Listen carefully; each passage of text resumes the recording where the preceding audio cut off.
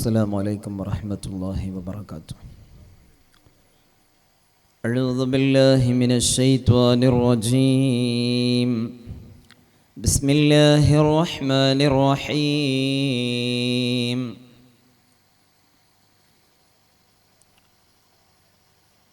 والضحى والليل إذا سجى ما ودعك ربك وما قلى وللآخرة خير لك من الأولى ولسوف يعطيك ربك فترضى.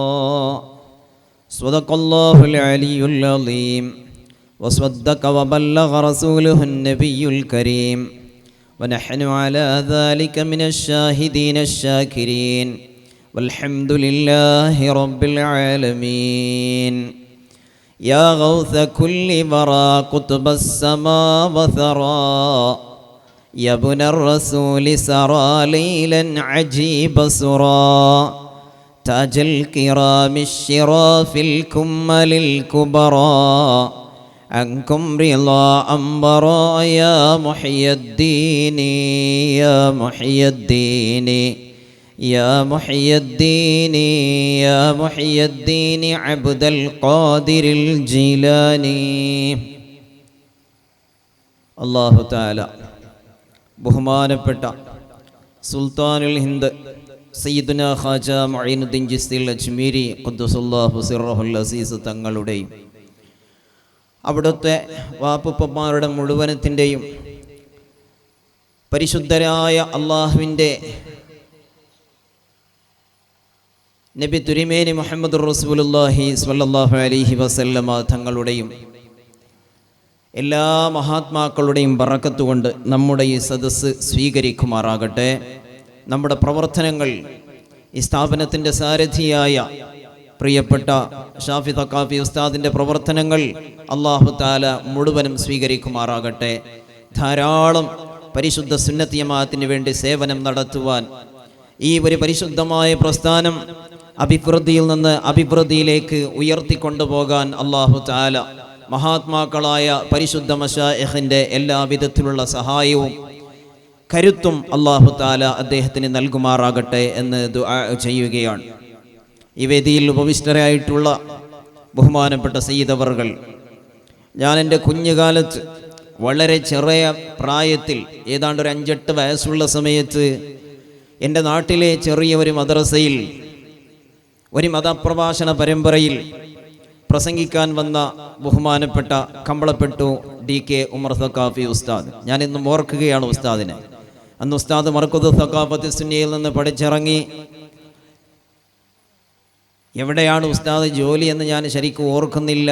എൻ്റെ വളരെ ചെറിയ പ്രായത്തിലാണ് അന്ന് ഉസ്താദ് എൻ്റെ നാട്ടിൽ ഒരു ചെറിയ മദ്രസയുടെ മുറ്റത്ത് വന്ന് ഒരു 5 ദിവസത്തിൻ്റെ മതപ്രഭാഷണ പരമ്പരയിലെ ഒരു ദിവസം പ്രസംഗിച്ചത്. ബഹുമാനപ്പെട്ട ഉസ്താദ് അവർകൾ, അതുപോലെ വേദിയിലുള്ള പ്രിയപ്പെട്ട സഹോദരന്മാർ, ഈ സ്ഥാപനത്തിൻ്റെ സഹകാരികൾ, വളരെയേറെ ആകാംക്ഷയോടെ ഇവിടെ വന്നിരിക്കുന്ന പ്രിയപ്പെട്ട സഹോദരിമാർ, സദസ്സിലുള്ള മുതഅല്ലിമീങ്ങൾ, ചെറുപ്പക്കാർ, കാരണവന്മാർ, അല്ലാഹു തആല സർവർക്കും അല്ലാഹു തആല ആയുരാരോഗ്യ സൗഖ്യം അവൻ്റെ പൊരുത്തത്തിലായി നൽകുമാറാകട്ടെ. നമ്മുടെ ഭാഷയിൽ ക്രാന്തി എന്നുള്ള ഒരു ശബ്ദമുണ്ട്. മലയാളത്തിൽ വിപ്ലവം എന്നാണ് അതിന് പറയുക. വിപ്ലവങ്ങൾ ഉണ്ടായിട്ടുണ്ട് ലോകത്തിൽ പല ഭാഗത്തും. വലിയ വലിയ സംസ്കാരങ്ങൾ, നമ്മുടെ ഭാഷയിൽ നാഗരികത്തെ എന്ന് ഞങ്ങൾ കേട്ടിട്ടുണ്ടാകാം. വിദ്യാർത്ഥികൾക്കൊക്കെ മനസ്സിലാവും. പഴയ കാലം മുതൽക്ക് നാം പഠിച്ചു വരുന്ന നാഗരികതകളും, സിന്ധു നദി തട്ടത നാഗരികത്തെ, നൈൽ നദി തട്ടത നാഗരികത്തെ, ഹറപ്പ മൊഹൻജദാറോ നാഗരികത്തെ, ഇങ്ങനെ പറഞ്ഞിട്ട് ഒരുപാട് നാഗരികതകളെ സംബന്ധിച്ചിട്ട് പാഠപുസ്തകങ്ങൾ പഴയ കാലത്ത് പഠിച്ചവരാണ് നാം ഇപ്പോഴും പഠിച്ചുകൊണ്ടിരിക്കുന്ന നമ്മുടെ മക്കൾ. ഏതൊരു നാഗരികതയുടെയും ആദ്യകാലങ്ങളിൽ നോക്കുകയാണെങ്കിൽ അവിടെ വലിയ പട്ടണങ്ങളോ ടൗണുകളോ വലിയ ഒരു ജനസഞ്ചയമുള്ള ഒരു നാടോ ജനസാന്ദ്രത കൊണ്ട് വലിയ പൊലിമ കേട്ട പവർ കേട്ട ഫേമസായ നാടുകളോ അല്ലായിരുന്നു. ഒരു നാടിനെ പറ്റി നമുക്ക് പരിചയപ്പെടാം. ജലാശയങ്ങൾ കുറഞ്ഞ് പാറക്കല്ലുകളും പർവ്വതങ്ങളും അധികരിച്ചുള്ള ഒരു നാട്. ആ നാട്ടിൽ അള്ളാഹുവിൻ്റെ കൽപ്പന പ്രകാരം അള്ളാഹുവിൻ്റെ പ്രവാചകനായ മഹാത്മാക്കളായ പ്രവാചകന്മാർക്ക് നേതാവായ ഒരു മഹാൻ, ആ മഹാൻ തൻ്റെ ഭാര്യയെയും അദ്ദേഹത്തിൻ്റെ ഒരു ചെറിയ പറക്കമുറ്റാത്ത ഒരു കുഞ്ഞിനെയും കൊണ്ടുവന്നിട്ട് ആ മരുഭൂപ്രദേശത്തിൽ അന്ന് വിട്ടുപോയി. ആര് നോക്കാനുണ്ട്? എന്ത് കുടിക്കാനുണ്ട്? എന്തെങ്കിലും തിന്നുവാനുണ്ടോ? അതുപോലെ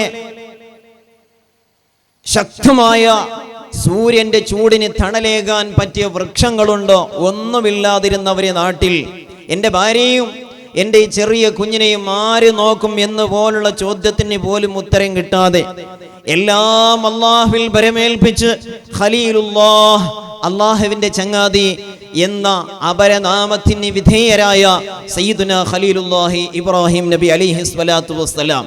ഒരു കാര്യം ശ്രദ്ധിക്കുക, ഇന്ന് ഉംറക്ക് പോകുന്നവർ, ഇന്ന് ഹജ്ജിന് പോകുന്നവർ, ആ മദീന ഷരീഫ്, മക്ക ഷരീഫിനെ സംബന്ധിച്ചിട്ട്, ആ മക്ക വൻ നഗരത്തെ സംബന്ധിച്ചിട്ട് ഒരു കാലഘട്ടത്തിൽ ഇങ്ങനെയുള്ള ഒരു നാടായിരുന്നു ഈ നാട് എന്ന് പറഞ്ഞാൽ ഒരു പക്ഷേ വിശ്വസിക്കാൻ സാധ്യമല്ല.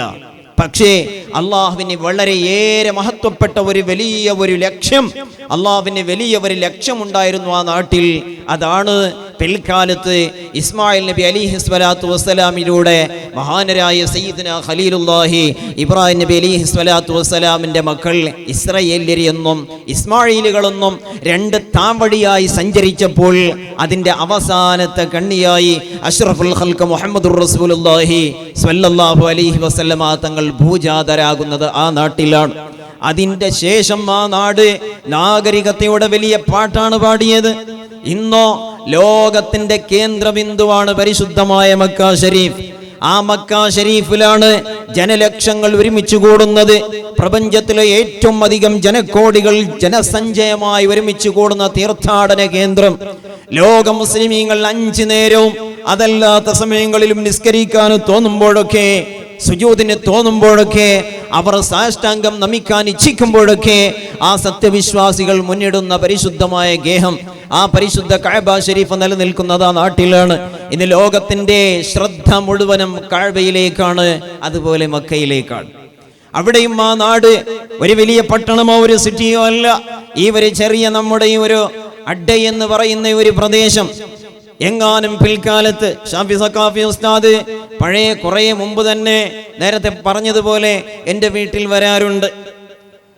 ഒരുപാട് സ്ഥാപനത്തിൻ്റെ ഉസ്താദുമാരും സാദാത്യങ്ങളൊക്കെ നമ്മുടെ വീട്ടിൽ വരാറുണ്ട്. വാപ്പാക്ക് സുന്നത്ത് ജമാഅത്തിനോടുള്ള വലിയ ഒരു മഹബത്ത് കാരണമായി പലരും നമ്മുടെ വീട്ടിൽ വരും, വാപ്പായിട്ട് സംസാരിച്ചു പോകും.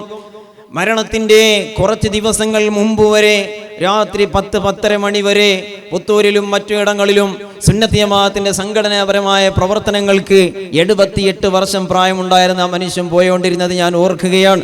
2018 വഫാത്തായി. ആ വഫാത്താകുന്ന സമയത്തിലും എപ്പോഴും പറയും, എന്തുകൊണ്ടോന്നറിയില്ല, എനിക്ക് ആ സ്ഥാപനത്തോട് വലിയ ഒരു മതിപ്പാണ്. ഞങ്ങൾ മനസ്സിലാക്കുന്നു, അല്ലാഹു തആല ഒരുപാട് മഹാത്മാക്കൾ ഈ സ്ഥാപനത്തിലേക്ക് കടന്നു വന്നപ്പോ, വലിയ വലിയ സാദാത്യങ്ങളും ഉസ്താദുമാരും കടന്നു വന്നപ്പോ അവരെല്ലാവരും ഇവിടെ എന്തോ ചില അത്ഭുതങ്ങൾ അടങ്ങിയിട്ടുണ്ട് എന്നുള്ള കാര്യം ഷാഫി ഉസ്താദിന്റെ അടുത്ത് പറഞ്ഞതായി ഉസ്താദ് പലപ്പോഴും പറഞ്ഞിട്ടുണ്ട്. നിങ്ങൾക്കറിയാം, ഒരുപാട് സ്വാലിഹീങ്ങൾ ഇവിടെ അന്ത്യവിശ്രമം കൊള്ളുന്നുണ്ട്.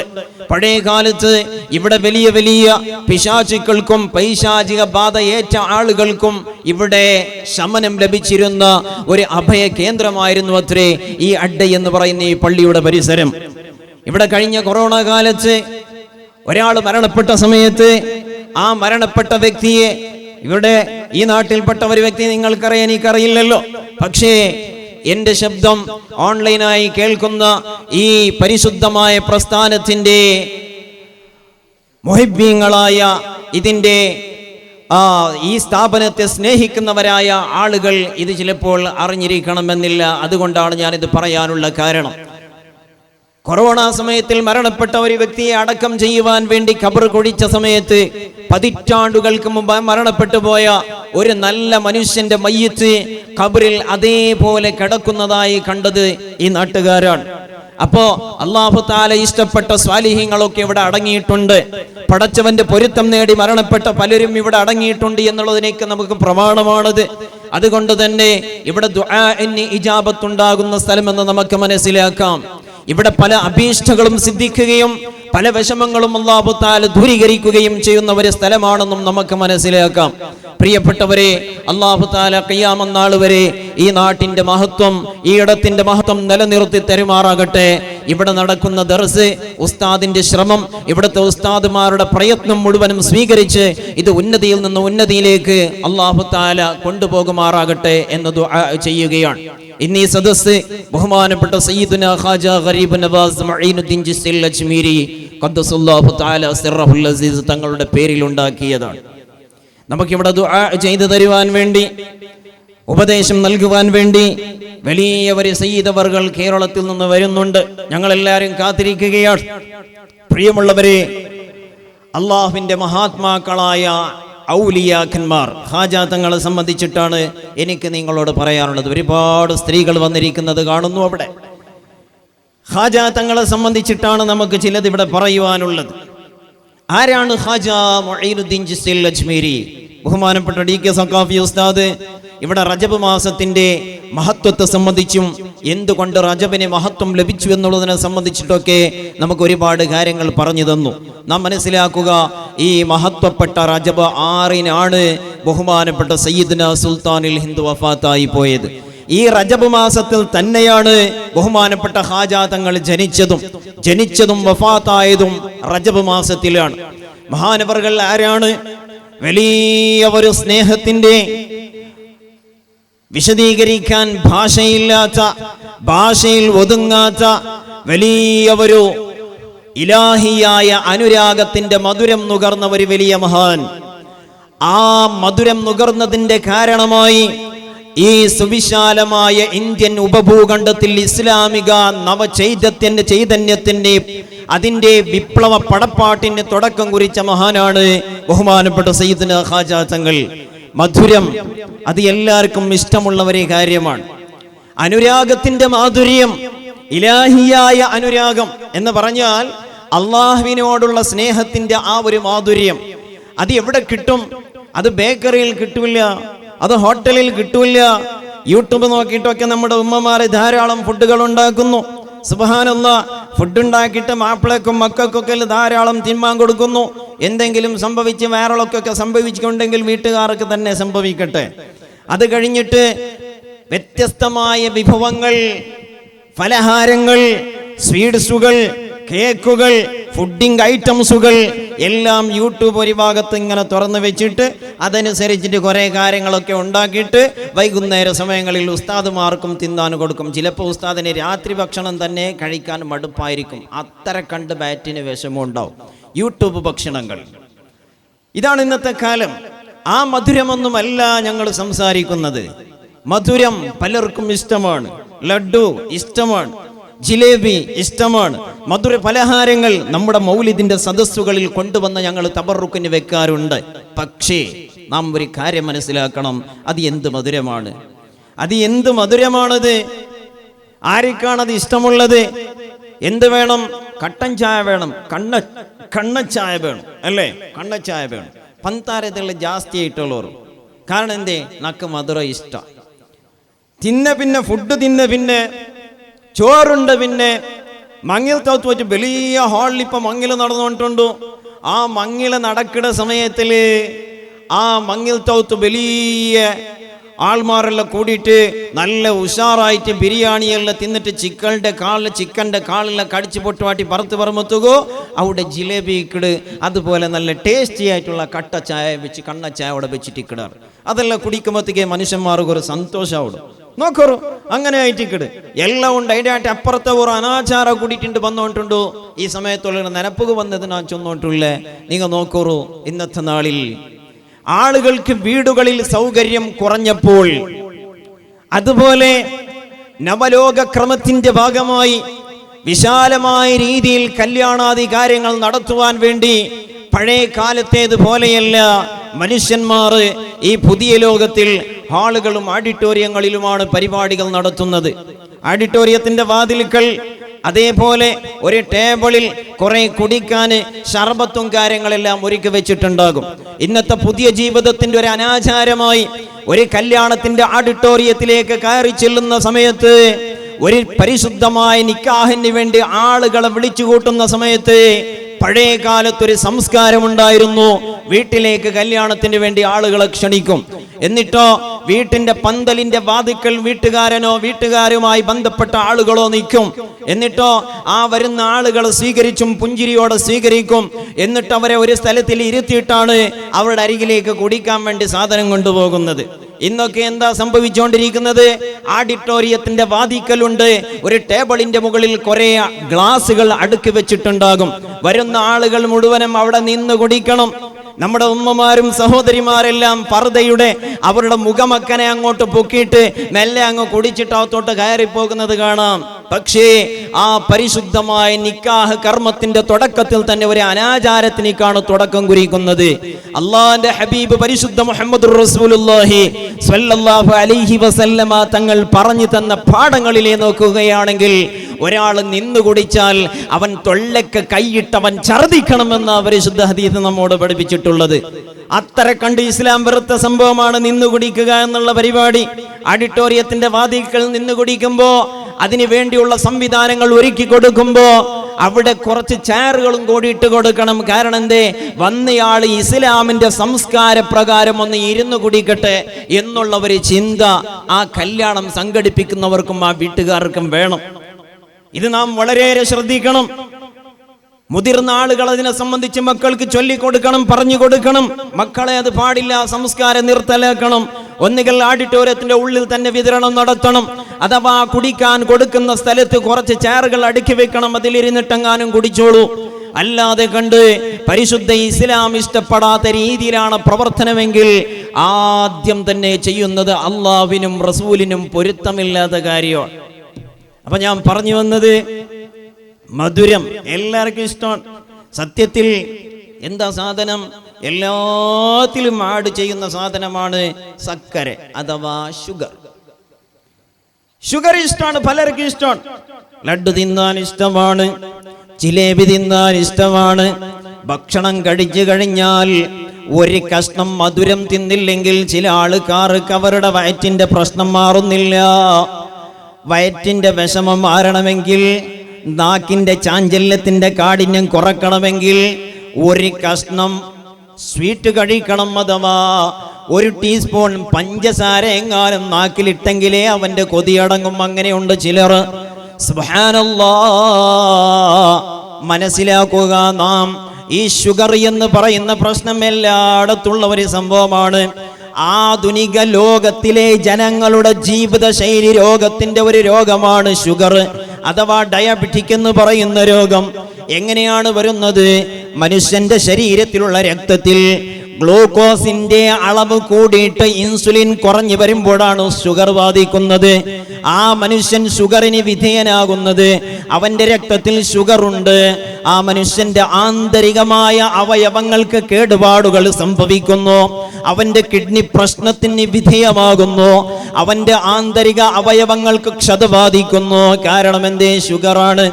ആദ്യം ഷുഗർ നോട്ടമിടുന്ന സ്ഥലം കിഡ്നിയാണ്. അവന്റെ മൂത്രാശയത്തെയും മൂത്രാംഗ വ്യവസ്ഥയും അത് തകിടം മറിയിക്കുന്നു.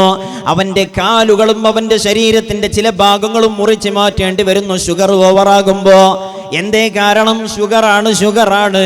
പക്ഷേ ആ സമയത്തിൽ പറയുന്നു ഷുഗർ കൂടുതൽ കഴിക്കാൻ പാടില്ല, അപ്പാടെ പഞ്ചസാരയുടെ ഉപയോഗം നിർത്തിക്കൊള്ളണം.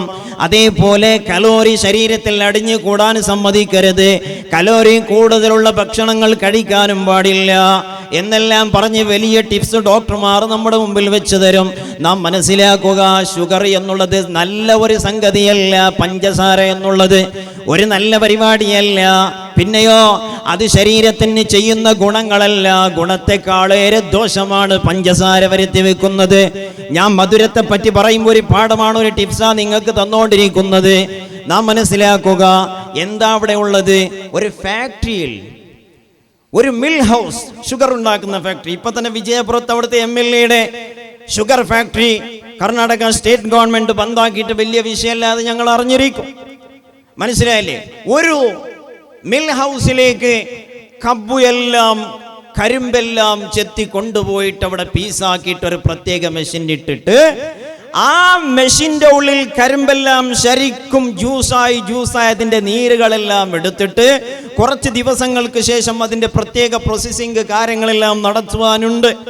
ആ നടത്തിയതിന് ശേഷം ആ ഷുഗറിന് നല്ല വെളുത്ത നിറം കിട്ടുവാനും അല്ലേ. എന്തേ ഈ പന്താര ചൊല്ലത് കറുത്തിട്ട് വേണ്ട ഇത് ബെൽത്തിട്ട് വേണ്ട എന്തേണ്ട് ചില ആൾമാർക്ക് സംശയം. അയക്ക് ഇത്രയും ഒരു ബ്രൈറ്റ്നെസ് എന്തേണ്ട് അതിലൊരു കാട്ടയിക്കില്ലേണ്ട് അവത്തുള്ള കൊമ്പന്ന് വെച്ചങ്കയുടെ ഉള്ളിൽ എറുമ്പ് പോയെങ്കിൽ മാത്രമായിട്ട് ഉള്ളിൽ കാട്ട കാണ്ട് ചിലപ്പോൾ എറുമ്പ് തൂറിയതല്ല ഞങ്ങൾ കാണ്ട് എറുമ്പ് ചത്തത് കാണ്ട് ഷുഗർ ചൊല്ലത് ഇത്രയും ഒരു ബ്രൈറ്റ്നെസ് ആയിട്ട് വെയിറ്റ് ആയിട്ടിക്കുള്ള കാരണം എന്തേണ്ട് ആൾമാർ ചിന്തിച്ചിരിക്കണോ ചിന്തിക്കിടാർ കേക്കിടറിക്കുള്ള കാരണം എന്തേണ്ട് ആ ഷുഗർ ചൊല്ലങ്ങനത്തെ കറുമ്പുടെ തണ്ണി ആ ഒരു രീതിയിലായിട്ട് പറയണമെങ്കിൽ 3 കെമിക്കൽ അതിൽ ചേർക്കിടുത് ചേർപ്പടാക്കിടുത് കഡായിട്ട്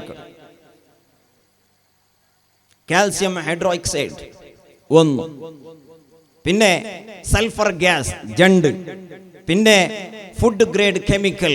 ഈ 3 രാസായനിക അഥവാ കെമിക്കൽ അതിൽ ആഡ് ആക്കിയെങ്കിൽ മാത്രം പന്തര അവിടെ അല്ലെങ്കിൽ പന്തര ആവില്ലേ. ഈ 3 രാസപദാർത്ഥങ്ങളും മനുഷ്യന്റെ ശരീരത്തിൽ അങ്ങ് പ്രവേശിച്ച് കഴിയുമ്പോഴേക്കും എന്താ സംഭവിക്കുന്നത്? ഉദര സംബന്ധമായ പ്രശ്നം പറഞ്ഞുകൊണ്ടുവരുന്ന ചെറുപ്പക്കാരോട് ഞങ്ങൾ പറയുന്നു, പലപ്പോഴും പറഞ്ഞു കൊടുത്തിട്ടുണ്ട്, ഉസ്താദേ കൊതിയേറ്റതാണോ, വയറ്റിന് പ്രശ്നമാണ്, നിരന്തരം വയറ്റിന്റെ ഉള്ളിൽ എന്തോ അസ്വസ്ഥത അനുഭവപ്പെടുന്നുണ്ട്, ആരോ കൈവിഷം വിട്ട് തന്നതാണോ, അതായത് വയറ്റിൽ ഭക്ഷണ രൂപത്തിൽ സിഹറ് ചെയ്തതാണോ, എന്ത് സംഭവിച്ചു പോയി, എനിക്ക് നിൽക്കാൻ വയ്യ ഇരിക്കാൻ വയ്യ, കിടന്നെടുത്ത് ഉറക്കം വരുന്നില്ല, രാത്രി മുഴുവനും നിദ്രാഹീനനായി ഞാൻ അവശനാണ്, ഞാൻ ഇങ്ങനെ ബുദ്ധിമുട്ടുകയാണ്, എൻ്റെ പ്രശ്നം എന്താണെന്നറിയില്ല, ഒന്ന് കണക്ക് വെച്ച് നോക്കി തരണം എന്നും പറഞ്ഞ് ഉസ്താദുമാരെ സമീപിക്കുന്ന ധാരാളം ആളുകൾ. ഒരു പരിധിവരെ മനുഷ്യന്റെ രോഗങ്ങൾ വരുന്നത് അവന്റെ നിത്യജീവിതത്തിലെ അവന്റെ ശൈലി കൊണ്ടാണ്, അഥവാ ലൈഫ് സ്റ്റൈൽ ഡിസീസ് എന്നാണ് ജീവിത ശൈലി രോഗങ്ങൾ എന്ന് അതിന് പറയുന്നത്.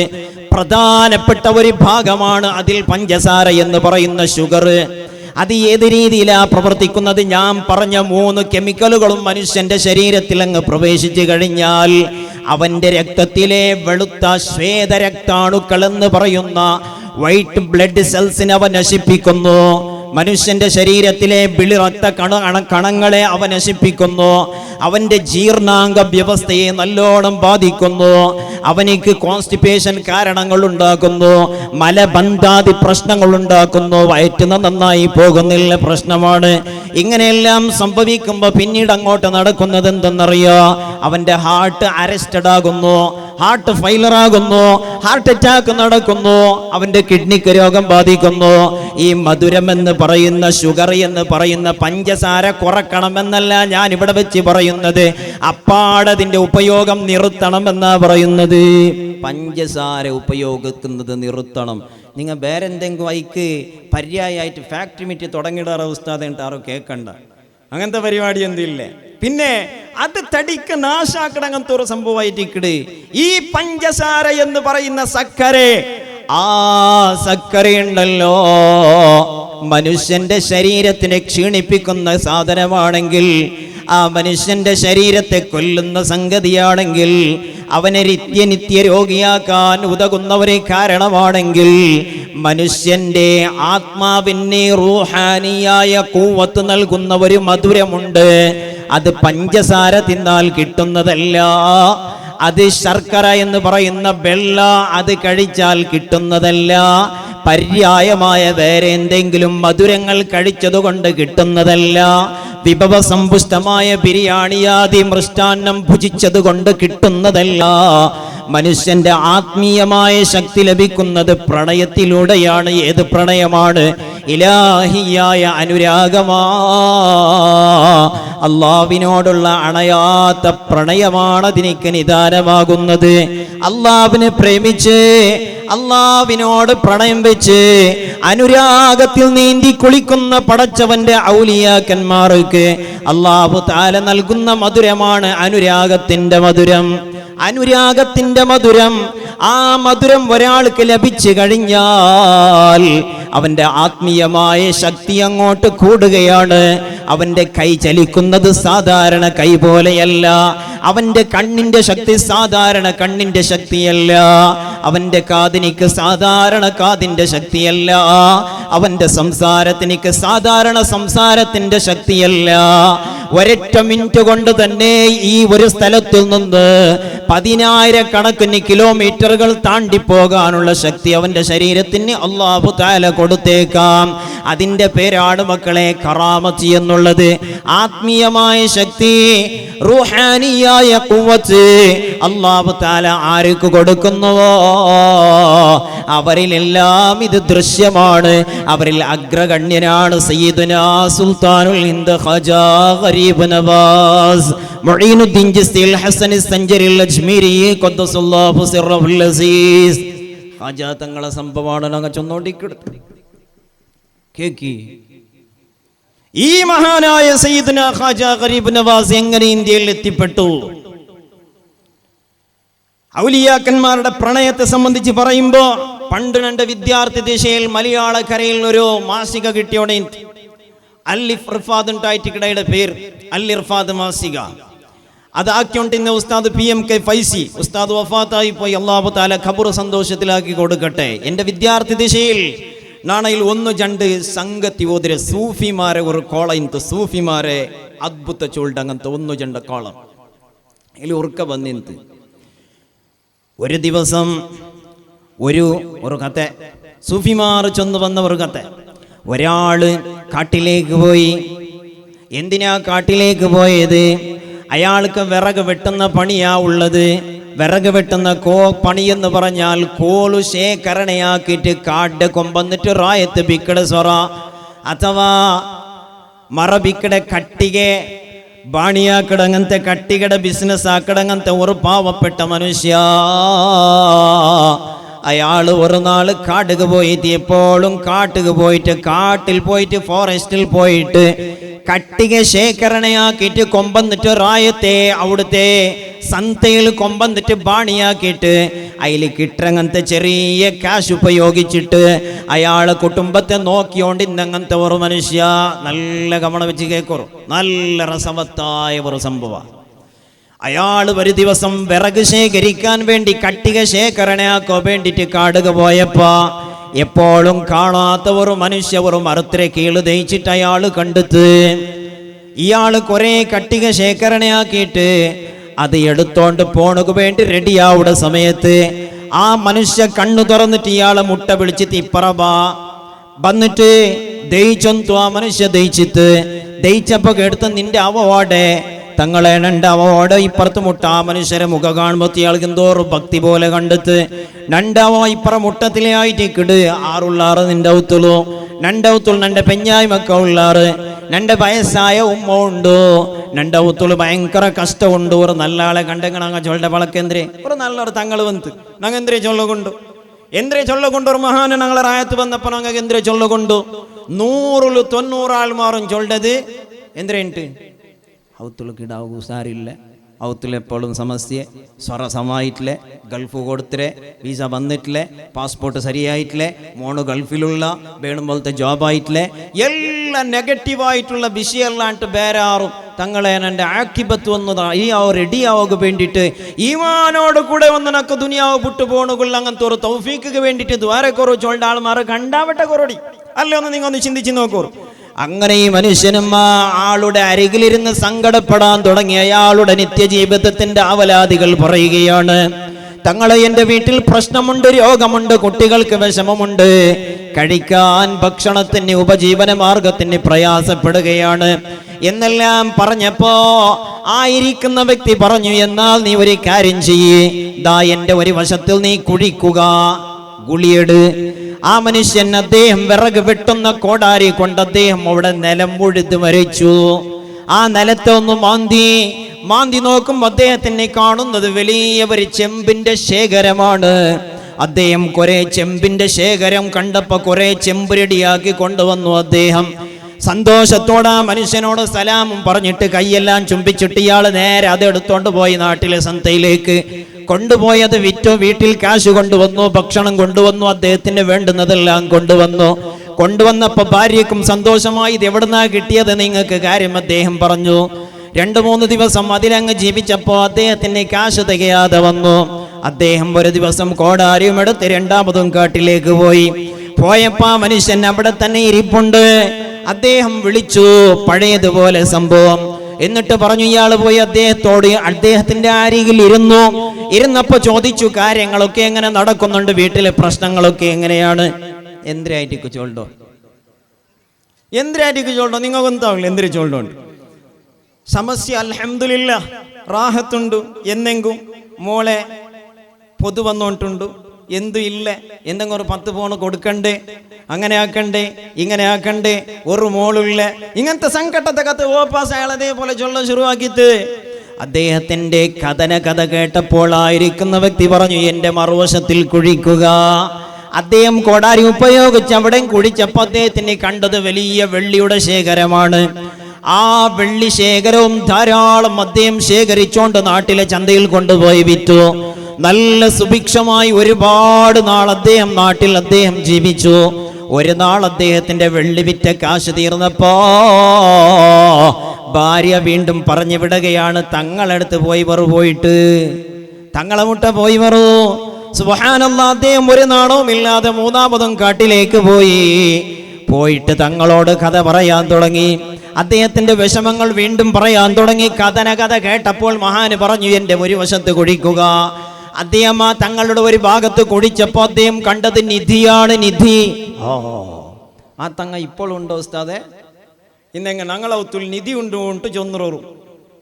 എപ്പോൾ ഔത്തുള്ള സമസ്യയിലേ മാവാ, എപ്പോ നോക്കിയെങ്കിൽ ഔത്തുള്ള സമസ്യ. എന്തിനാ ഔത്തുള്ള നിധി ഉണ്ട് ചൊന്നുള്ള ഒരു ഇസ്മുടെ സ്വാർത്ഥകൾ വന്നിട്ട് എന്തിനാ ഉണ്ടു നിധി ഉണ്ട്. ചില ആൾമാർ ഫോണാക്കി കേൾക്കിടാറ്, ഉസ്താദ് നിങ്ങൾ നിധി എടുക്കിടാറെങ്കിൽ നിങ്ങൾക്ക് ഗുരുത്തുണ്ടാണ്ട്.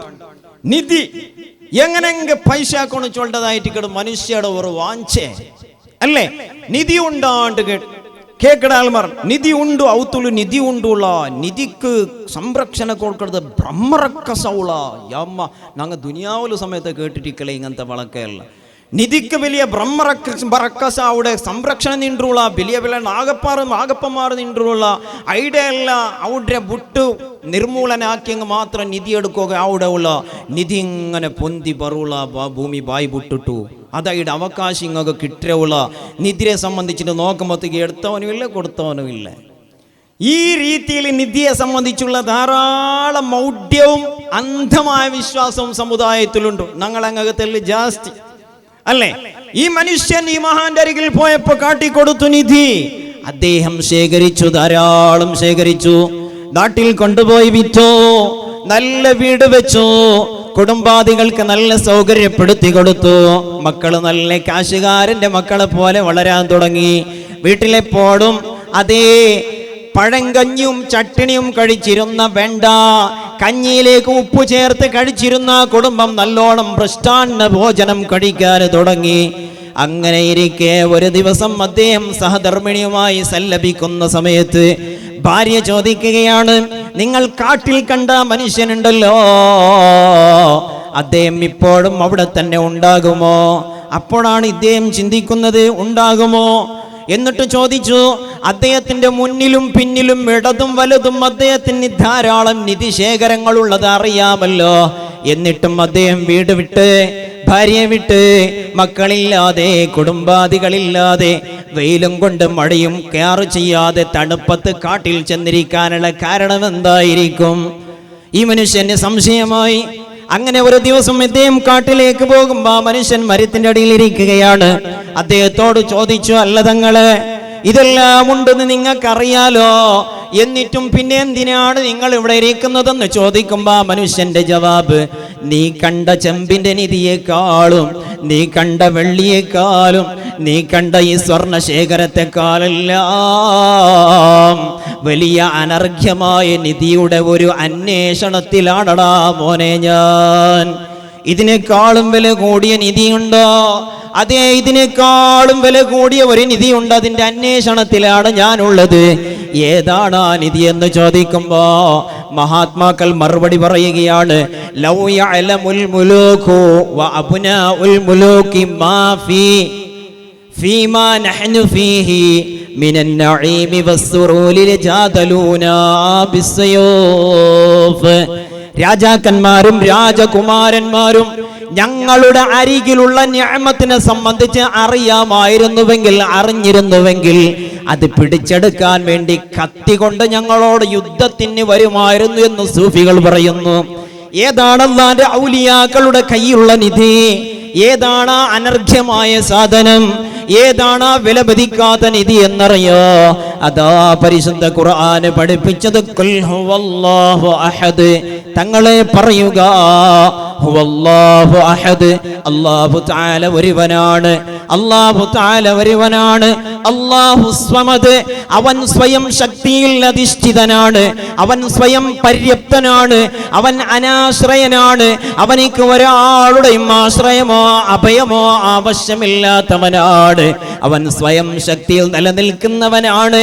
അവനെയാണ് ഞാൻ അന്വേഷിച്ചു കൊണ്ടിരിക്കുന്നത്, അവനാണ് എന്റെ അന്വേഷണ ബിന്ദു എന്ന മനുഷ്യൻ മറുപടി പറഞ്ഞപ്പോ ആ വിറക് വെട്ടുകാരൻ കാട് വിട്ടുപോയില്ല, എന്നെ ശിഷ്യനായി സ്വീകരിക്കണം, ഞാൻ ഇവിടെ തന്നെ ഇരുന്നോളാ എന്ന് പറഞ്ഞു അത്രേ.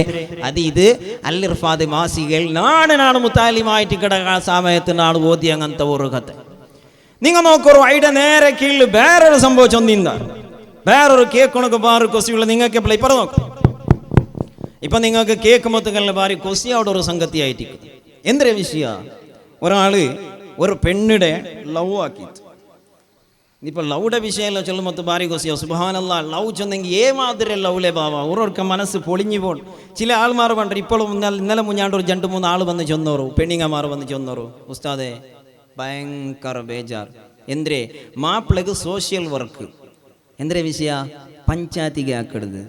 പിന്നെ എല്ലാ വാർഡ് കുടുംബ കലഹമുണ്ട്, അവിടെല്ലാം പോയിട്ട് ഇയാൾ റെഡിയാക്കി കൊടുക്കുകയാൾ.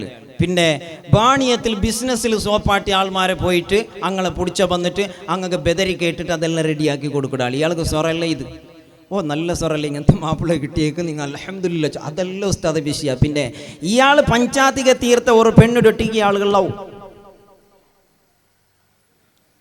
ഒരു 10 കേസ് മറ്റേ ഇപ്പറന്റെ മുട്ട ബന്ധു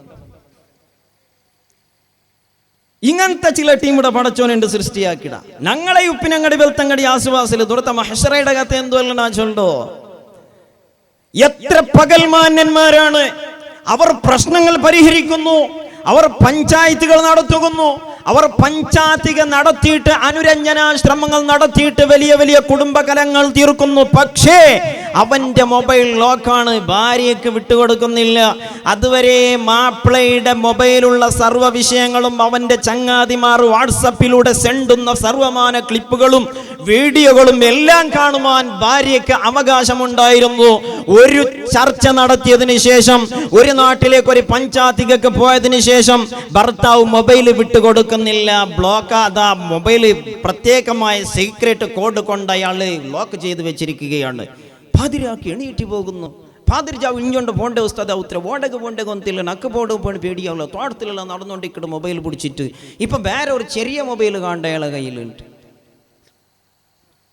എന്നിട്ട് ചൊന്നോണ്ടിക്കിട്, നീ എന്ത് ഈ ടൈമിലുള്ള ഫോൺ ആക്കടോ, നീക്കനാണ് ഔത്തുള്ളത് ഗൊന്തില്ല എന്നുള്ള ചൊന്നോണ്ടിക്കിട്. എത്ര കഥ വേണം. വലിയ വലിയ നല്ല മുഖവാവ ധരിച്ച ചില ആൾമാരെ അന്തര രഹസ്യായിട്ട് കിട് ഞങ്ങൾ മനസ്സിലാക്കണോ. ഇത് ചൊല്ലുമ്പോത്തേക്ക് വലിയൊരു വിഷയമുണ്ടോ. താവരപ്പൂ ഞങ്ങൾ കണ്ട ലോട്ടസ് സ്റ്റോളിന്റെ താവരപ്പൂ ഒരു രാജകീയ പക്ഷത്തെ ഒരു ചിഹ്നയല്ലേത്. ആ താവരപ്പൂ കാണുക എത്ര ചന്ത നിങ്ങൾ നോക്കറോ. ആ താവരപ്പൂടെ രഹസ്യേന്ദ്രേ അതിന്റെ അടിയിലുള്ള ചേരല്ലേ അല്ലേ. ഒരു കുളത്തിലെ ഉൾക ഞങ്ങ ഘട്ടത്തിലുള്ള പോകുമ്പോഴത്തേക്ക് കര കാണ്ട്, ആ കരയിൽ കുറെ താമരപ്പൂ കാണ്ട്, ആ താമരപ്പൂ അത്ര ചന്ത നിണ്ടിട്ടുണ്ടെങ്കിലും ആ താമരപ്പൂവിന്റെ അടിയിലുള്ള ചെളിയാണ് അതിന്റെ സൗന്ദര്യത്തിന്റെ രഹസ്യം എന്നതുപോലെ പലരുടെയും മിന്നിത്തിളങ്ങുന്ന മുഖത്തിന്റെ പിന്നാലെയുള്ളത് കാപാട്യമാണ്, വഞ്ചനയാണ്, സ്വന്തം ഭാര്യമാരോടുള്ള വഞ്ചനയാണ്. അപ്പൊ ഇത് ചൊല്ലുമ്പത്തേക്ക് ആണിങ്ങക്ക് മാത്രം ബാധിക്കണമാ? അല്ല, ഓന്റെ ലൗവാക്കിടെ പെണ്ണെങ്ങത്തോളും ഓളുകൊരു മാപ്പിളയില്ലേ, അവന്റെ വഞ്ചനാക്കിടല്ലേ ഇത്. സ്വന്തം ഭർത്താവിനെ അറിയാതെ അന്യപുരുഷന്മാരുമായി ചാറ്റുന്ന, അന്യപുരുഷന്മാരുമായി വാട്സാപ്പിൽ സെണ്ടി കളിക്കുന്ന, സെണ്ടുന്ന ഒരുപാട് സെണ്ടികളായ സ്ത്രീകൾ ആനുകാലിക ലോകത്തിനിക്ക് ശാപമാണ്. അതുകൊണ്ടാണ് വലിയ വലിയ മജ്‌ലിസുകൾ ദുആ ചെയ്താൽ ഉത്തരം ലഭിക്കാത്തത്. അതുകൊണ്ടാണ് ഈ സമുദായം ബുദ്ധിമുട്ടുകളും പ്രയാസങ്ങളും അനുഭവിക്കുന്നത്. സുബ്ഹാനല്ലാഹ്, ചൊല്ലി തീർക്കാൻ സമയമില്ല. എന്തെല്ലാം ദുരാചാരങ്ങളാണ്, അനാചാരങ്ങളാണ് സമുദായത്തിൽ നടമാടുന്നത്. ഇരിക്കട്ടെ എൻ്റെ പ്രിയപ്പെട്ട കൂട്ടുകാരെ, നമുക്ക് വിഷയത്തിലേക്ക് വരാം. ഇങ്ങനെ ഒരു നിലക്കും വിലമതിക്കാത്ത, ഒരു നിലക്കും വില നിശ്ചയിക്കാൻ കഴിയാത്തത്ര വലിയ രഹസ്യത്തിന്റെ പിന്നാലെ നടന്നവരാണ് ഔലിയാക്കൾ. അതങ്ങ് കൈ കിട്ടിയപ്പോ ആ കൈ കിട്ടിയ ആളുടെ പേരായി ഖാജാ മുഈനുദ്ദീൻ. ആ കൈ കിട്ടിയ ആളുടെ പേരായി ബഹുമാനപ്പെട്ട അബുൽ ഫളൽ ഉസ്മാനുൽ ഹാറൂനി ഖാജാ തങ്ങളെ ഉസ്താദാണ്. ആ മഹാനവറുകളുടെ ഉസ്താദാണ് സയ്യിദ് ഷരീഫ് സന്തനി. അവരുടെ ഉസ്താദാണ് സയ്യിദുൽ മൗദൂദി. ആ മഹാനായ ഖാജാ തങ്ങളെ ശിഷ്യന്റെ പേരാണ് ഡൽഹിയിലെ ഖുതുബ് മിനാറിന്റെ ചാരത്തിൽ അന്ത്യവിശ്രമം കൊള്ളുന്ന സയ്യിദ്ന ഖുതുബുദ്ദീൻ ബഖ്തിയാറുൽ കൽക്കി ദഹ്ലി. ആ മഹാനവറുകളുടെ ശിഷ്യനാണ് പാകിസ്ഥാനിലെ ലാഹോറിനടുത്ത് അന്ത്യവിശ്രമം കൊള്ളുന്ന ബഹുമാനപ്പെട്ട ഗഞ്ച് ശക്കർ ബാബ ഫരീദുൽ അജൂദനി. അവരുടെ ശിഷ്യനാണ്. അതേ ഇന്ത്യൻ തലസ്ഥാന നഗരിയിലേക്ക് ചൂളമിട്ട് ഓടുന്ന എത്രയോ ട്രെയിനുകൾക്കുള്ള പേരാണത്. ആ ഡൽഹി മഹാനഗരത്തിന്റെ ഒരു ഭാഗത്തിന്റെ പേരാണത്. അവിടെയുള്ള ഹോസ്പിറ്റലുകളുടെ പേരാണത്. അവിടെയുള്ള സ്കൂളുകളുടെ പേരാണത്. അവിടെയുള്ള വിദ്യാഭ്യാസ സമുച്ചയങ്ങളുടെ പേരാണത്. അവിടെയുള്ള ഇൻസ്റ്റിറ്റ്യൂഷനുകളുടെ പേരാണത്. ഒരു വലിയന്റെ പേരാണ്. ഗൊന്തുണ്ട നിങ്ങൾക്ക് ചൊല്ലറുള്ള ആരത് ചൊല്ലോ ഒന്നില്ലേ? നിങ്ങൾ ഡൽഹി പോയിട്ടില്ലേ? ആറും പോയിട്ടില്ലേ? കൊക്കടുത്ത് ആറും ഡൽഹിക്ക് പോയിട്ടില്ലേ? ഹസ്രത്ത് നിസാമുദ്ദീൻ കേട്ടല്ലേ? ആ ഖാജാ തങ്ങളെ ശിഷ്യന്റെ ശിഷ്യന്റെ ശിഷ്യനാണ് ബഹുമാനപ്പെട്ട ഹസ്രത്ത് നിസാമുദ്ദീൻ ഔലിയ. ആ ഹസ്രത്ത് നിസാമുദ്ദീൻ ഔലിയയുടെ നേരെ പൂർവ്വഭാഗത്തൊരു ദർഗ ഉണ്ട്. സയ്യിദ്ന അമീർ ഖുസ്രു സുൽത്താൻ മുഹമ്മദ് ബിൻ തുഗലക്കിന്റെ ആസ്ഥാന കവിയാണ്, പേർഷ്യൻ കവിയാണ്. അദ്ദേഹമാണ് ഇന്ത്യയിലെ ഹിന്ദുസ്ഥാനി സംഗീതത്തിന്റെ പ്രയോക്താവ് എന്നറിയപ്പെടുന്നത്, പിതാവ് എന്നറിയപ്പെടുന്നത്. ഇങ്ങെല്ലാവരും പടച്ചവന്റെ പ്രണയിച്ച് പ്രണയിച്ച് പ്രണയിച്ച് ആ പ്രണയം മനസ്സിൽ വെച്ച് നടന്ന് അതിലൂടെ റബ്ബിലേക്ക് അടുത്ത് അത്ഭുതങ്ങൾ കാട്ടി അള്ളാന്റെ മധുരത്തിന്റെ പ്രധാനികളായ, അള്ളാവിന്റെ മധുരത്തിന്റെ വളരെ വ്യക്തമായ ഉദാഹരണങ്ങളായ ആളുകളാണ്. അവരെ കണ്ടിട്ടാണ് പ്രണയം എന്താണെന്ന് പഠിക്കേണ്ടത്. അപ്പൊ എന്തിരേ നങ്ങ കേട്ട പ്രണയ നാന്ന് പാടിച്ചൊന്നതായിട്ട് ആ ചൊന്നങ്ങനത്തെ മാസിക്കടയുടെ കീഴൊരു കഥ കൊടുത്തിട്ടുണ്ട്. അതുകൂടി നിങ്ങൾ കേട്ടുള്ളൂ. എന്തേ കാമിലെ കഥ താമാക്കി വിടാം. ഒരാൾ ഒരു പെണ്ണിനെ പ്രണയിച്ച്, ഒരാളൊരു പെണ്ണിനെ പ്രണയിച്ച്, ആ പെണ്ണിനെ പ്രണയിച്ചിട്ട് ബലക്കാരിലുള്ളതുകൊണ്ടായിരിക്കണം ആ വിശേഷമുണ്ടേ തെല് കേൾക്കുമ്പോൾ കുറെ കൊസിയാവട്ടുണ്ട്. ഈ പെണ്ണിനെ പ്രണയിച്ചിട്ട് ഈ മനുഷ്യൻ ഒരു ദിവസം ആ പെണ്ണ് താമസിക്കുന്ന വീട്ടിലേക്ക് വന്നു. വീട്ടിലേക്ക് വന്ന് അദ്ദേഹം വാതിൽ തട്ടി. ആ പെണ്ണിനോട് അയാൾ എങ്ങനെയോ പറഞ്ഞിട്ടുണ്ട്, എനിക്ക് നിന്നെ അല്ല നിന്നെ എനിക്ക് വളരെയേറെ ഇഷ്ടമാണ്. ആ പെണ്ണൊന്നും മുണ്ടിയില്ല, ആ പെണ്ണൊന്നും മുണ്ടിയില്ല. അദ്ദേഹം ആ തരുണിമണിയോട് പറഞ്ഞു, നിന്നെ എനിക്ക് വളരെയേറെ ഇഷ്ടമാണ്, എൻ്റെ ഹൃദയത്തിലെ രാജകുമാരിയാണ് നീ, നിന്നെയല്ലാതെ എനിക്കൊന്നും വേണ്ട. ഈ ദുനിയാവിൽ കല്യാണം കഴിക്കുന്നുവെങ്കിൽ നിന്നെ മാത്രമാണ്. അവളെ ഓർമ്മയിൽ അദ്ദേഹം ചായ വിട്ടു, പഞ്ചസാര വിട്ടു, ഷുഗർ വിട്ടു, ലഡ്ഡു വിട്ടു, ജിലേബി വിട്ടു, കഞ്ഞുകുടി വിട്ടു. ബിരിയാണി കിട്ടിയാലും അദ്ദേഹത്തിന് വേണ്ട, ചങ്ങാതിമാരും വേണ്ട, ആരും അദ്ദേഹത്തിന് വേണ്ട. ആ പെണ്ണിന്റെ പ്രണയ കുരുക്കിലാണ് അദ്ദേഹം. ഒരു ദിവസം പോയിട്ട് ആ പെണ്ണിന്റെ വീട്ടിൽ മെല്ലെ ഒരു തട്ട് വെച്ച് കൊടുത്തു. ഒന്ന് മെല്ലെ ഇങ്ങനെ മുട്ടി ടക് ടക് ടക് നോക്കൊന്ന് ഡോർ ഓപ്പൺ ആക്കുവോളാം, നോക്കൊന്ന് പളക്ക പറയണം. ഉൾഗത്തെ കേട്ടിട്ട് യാറു ആറ് ഒരു ക്വസ്റ്റ്യൻ അപ്പൊ ചൊന്തു നാണിടി നിന്റെ സമത് ആരെങ്കുള്ളറ ബാവ ഈ കൂട്ടത്തില് നാണ് കുറേ ചൊന്നിട്ടും ആ പെണ്ണ് ഡോർ തുറന്നില്ല, ഓപ്പൺ ആക്കില്ല. ഇയാൾക്ക് എത്ര ബേജാറാവും? അയാൾ ചെമ്മ നിറ കൊട്ടിട്ട് ആബ നീ ഇങ്ങനെ ആക്കുവാൻ ആബാണേ, കുൽസോ നീ ഇങ്ങനെ ആക്കാൻ ആബ, നീ ഇങ്ങനെ എല്ലാം ആക്കിയിട്ട് നമ്മളെ ഇത്ര ബേജാറാക്കിയത് ശരിയല്ല ചൊന്നിട്ട് അയാൾ അവിടെ പോയി. ഒരു പിറ്റന്നാൾ വന്ന് അയാൾ വാപ്പാസ്, എങ്ങനെ പിറ്റന്നാൾ അതേ ടൈമത്തെ അയാൾ വാപ്പാസ് വന്ന് പിറ്റന്നാൾ വന്നിട്ട് അവിടെ വാതിൽ തട്ടി. വാതിൽ തട്ടിയിട്ട് ചോദിച്ചവള് നീ ആരാ? അപ്പൊ പറഞ്ഞു, ഞാൻ നിന്നെ പ്രിയം വെക്കുന്ന നിന്റെ പ്രിയങ്കരനാണ്, അഥവാ നിന്റെ പ്രിയക്കറ, നിന്റെ കാമുകനാണ് ഞാൻ. വാതിലൊന്ന് തുറക്കുമോ? ചില സല്ലാപങ്ങൾ പങ്കിടാനുണ്ടടി മോളെ. അദ്ദേഹം ആ പെണ്ണ് വാതിൽ തുറന്നില്ല. ഇദ്ദേഹത്തിന് പിരാന്തായി. അദ്ദേഹത്തിന് വട്ട് പൊടിച്ചു പോയി. അദ്ദേഹം പിരാന്ത് പൊടിച്ച് മുഴുവനും നടക്കാൻ തുടങ്ങി. അങ്ങോട്ടും ഇങ്ങോട്ടും നടക്കുകയാണ്, ഇദ്ദേഹത്തിന് ബോധമില്ലാതെ നടക്കുകയാണ്. പൂച്ചയെ കണ്ടപ്പോ പറയാണ് എന്റെ കുൽസുവാണോ നീ, നായിനെ കണ്ടപ്പോ പറയാണ് എന്റെ കുൽസുവാണോ നീ, ബിരിയാണി കണ്ടപ്പോ പറയാണ് ഇതിന്റെ കുൽസുവാണോ, ആകാശം നോക്കി പറയുകയാണ് ഇതിന്റെ കുൽസുവാണോ. ഞങ്ങൾ കിതാബ് പഠിക്കുന്ന സമയത്ത് ഉസ്താദുമാർക്ക് ക്ലാസ്സിൽ മുതാലിമീങ്ങൾ ഒരാളെ സംബന്ധിച്ച് പഠിക്കാനാണ് ഇംറുൽ ഖൈസ് എന്ന അദ്ദേഹത്തിന്റെ പേര്. അദ്ദേഹം ലൈല എന്ന് പറയുന്ന ഒരു പെണ്ണിനെ പ്രണയിച്ചു. ലൈല മജ്നൂൻ എന്ന പേരിൽ ആ കഥ പ്രസിദ്ധമാണ്.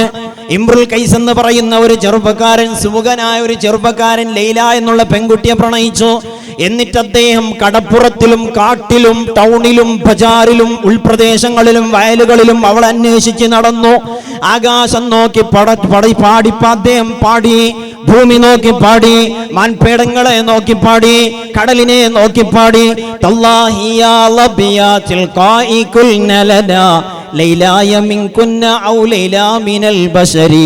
അദ്ദേഹം ധാരാളം പാടി.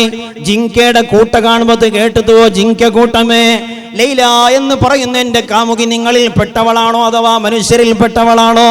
അദ്ദേഹം സദാ നേരം ഈ പെണ്ണിനെ അന്വേഷിച്ച് നടക്കുകയാണ്. കാണുന്ന സകലവും ഈ പെണ്ണിന്റെ പ്രണയകുരുക്കിൽപ്പെട്ട അദ്ദേഹത്തിന് അവളായി കണ്ടപ്പോ ഒരു ദിവസം അദ്ദേഹം പോയി, മൂന്നാമത്തെ ദിവസം ആ വീടിന്റെ വാതിലങ്ങ് തട്ടിയപ്പോ അവള് ഉള്ളിൽ നിന്ന് ചോദിച്ചു ആരാ? അപ്പോഴും പറഞ്ഞു ഞാന് നല്ല പറഞ്ഞ നീയാണടി. എങ്ങനെയുണ്ട് ഇത്? നീയാണ്, ഞാനെന്നല്ല. തലേനാള് 2 ദിവസം പറഞ്ഞു ഞാനാണ് നിന്റെ സമത്. മൂന്നാമത്തെ ദിവസം പറയുന്നത് ഞാനെന്നല്ല നീയാണ്. എവിടെ പോയി ഞാൻ അറിയാതെ പോയി. ഞാൻ എന്നെ നശിപ്പിച്ച് നിന്നിൽ നീയായി അലിഞ്ഞപ്പോൾ ഒന്നും രണ്ടാണ്, ഞങ്ങളൊന്നും മൂന്നാണ്. എന്തൊരു പാട്ടിന്റെ പണ്ട് അതുപോലെയായി മാറി. സുബ്ഹാനല്ലാഹ്. ഇതാരെ സംബന്ധിച്ചാണ് മഹാത്മാക്കൾ പറഞ്ഞത്? അള്ളാന്റെ വാതില് തട്ടുന്ന ഔലിയാക്കന്മാരെ പറ്റിയിട്ടാണ്. അവിടെയാണ് ബഹുമാനപ്പെട്ട മൻസൂറുൽ ഹല്ലാജ് പറഞ്ഞത് അനൽ ഹഖ്, ഞാനാണ് സത്യം. കൊന്നുകളഞ്ഞു. ആ കാലഘട്ടത്തിൽ ആലിമീങ്ങൾ വിധിച്ചു അദ്ദേഹത്തെ വെച്ചേക്കാൻ പാടില്ല. രാജാവ് കഴുത്തിന് മുറിച്ചു കൊന്നു. കാരണം എന്തേ? പറഞ്ഞത് ശരിയാണ്. എന്ത്? അല്ലാന്നോ? അല്ല, അത് വ്യാഖ്യാനങ്ങൾക്ക് വിധേയമാണ്. അദ്ദേഹം ലോകം വിട്ട് അള്ളാഹുവിൽ അലിഞ്ഞ സമയത്തിൽ അദ്ദേഹത്തിന്റെ നാക്കിൽ നിന്ന് വന്നു പോയ ഒരു പ്രയോഗമാണത്.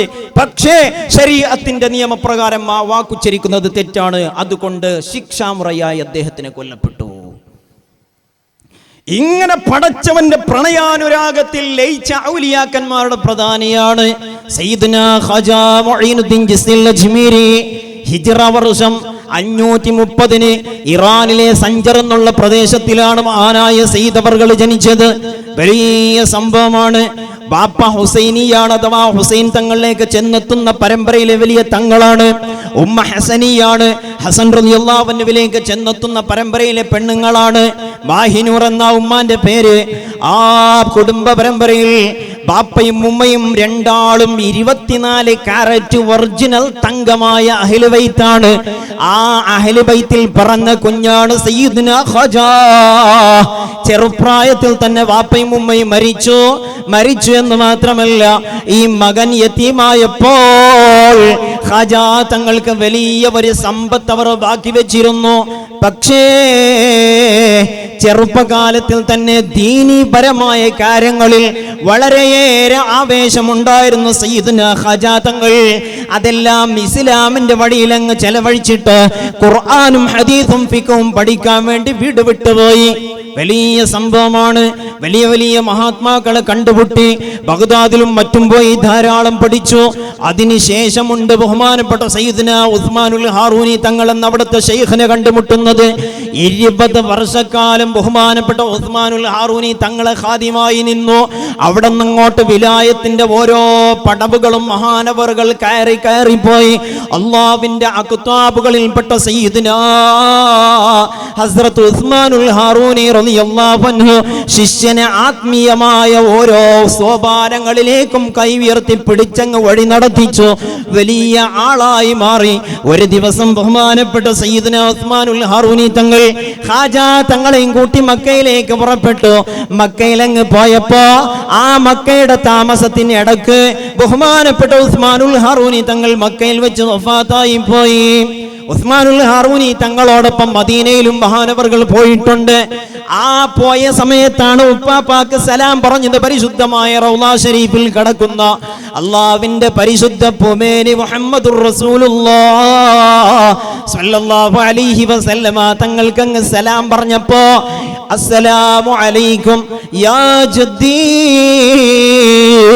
എന്റെ പ്രിയപ്പെട്ട വാപ്പാക്ക് സലാം എന്നുള്ള സലാം അങ്ങ് പറഞ്ഞപ്പോ വഅലൈക്കുമുസ്സലാം യാ കുതുബൽ അഖാതീബ്, അള്ളാഹുവിന്റെ കുത്തുബുകളുടെ കുത്തുബായ എന്റെ മോനിക്കും അള്ളാഹുവിന്റെ രക്ഷ എന്നുള്ള പ്രതിവചനം പരിശുദ്ധമായ കഅബ ശരീഫിന്റെ ഉള്ളിൽ നിന്ന് കേട്ട സംഭവം ലോകം അറിഞ്ഞതാണ്. അതിനുശേഷം കുറെ കാര്യങ്ങൾ ചൊല്ലോണ്ട് ഇപ്പൊ എന്ത് സമയമില്ല, ഇപ്പൊന്നും സമയമില്ല ഇതിനെപ്പറ്റി പറയാൻ. തങ്ങൾ വരാനുള്ള സമയമായി, എന്നാലും കുറച്ച് കാര്യങ്ങൾ പറയാം. അവിടെ നിന്ന് അങ്ങോട്ട് സലാം കേട്ടതിന് ശേഷമാണ് പരിശുദ്ധ റസൂൽ സ്വല്ലല്ലാഹു അലൈഹി വസല്ലമ തങ്ങളുടെ ശബ്ദം കേൾക്കുന്നത്. അശരീരിയായിട്ട് ശരീരം കാണുന്നില്ല, ശബ്ദം കേൾക്കാം. അനുരാഗത്തിന്റെ ശബ്ദമാണ്, വാത്സല്യത്തിന്റെ ശബ്ദമാണ്, മകനോടുള്ള വലിയ വാത്സല്യത്തിന്റെ ശബ്ദമാണ് മുത്ത് ഹബീബിൻ്റെത്. അവിടുന്ന് പറയുന്നു, നീ പോകണം മോനെ. എവിടെ പോകണം? നീ ഹിന്ദുസ്ഥാനിലേക്ക് പോകണം. അവിടെയാണ് നിന്റെ കാര്യം, അവിടെയാണ് നിന്റെ ആവശ്യം. എന്താണ് അതിന്റെ കാരണം?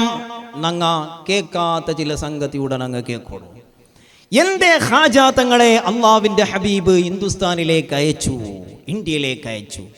ബഹുമാനപ്പെട്ട സയ്യിദുന മൂസ അലൈഹി സ്വലാത്തു വസ്സലാമിനെ അല്ലാഹു തആല നിയോഗിച്ചത് മിസ്രിലാണ്, ഈജിപ്തിലാണ്. ഏത് കാലത്താണ്? സിഹർ കൊണ്ട് ജനങ്ങൾ അമ്മാനമാടുന്ന കാലത്താണ്. സിഹ്റു എന്ന് പറയുന്ന കാര്യം മാട്ടം വെക്കുക എന്നുള്ള പരിപാടി.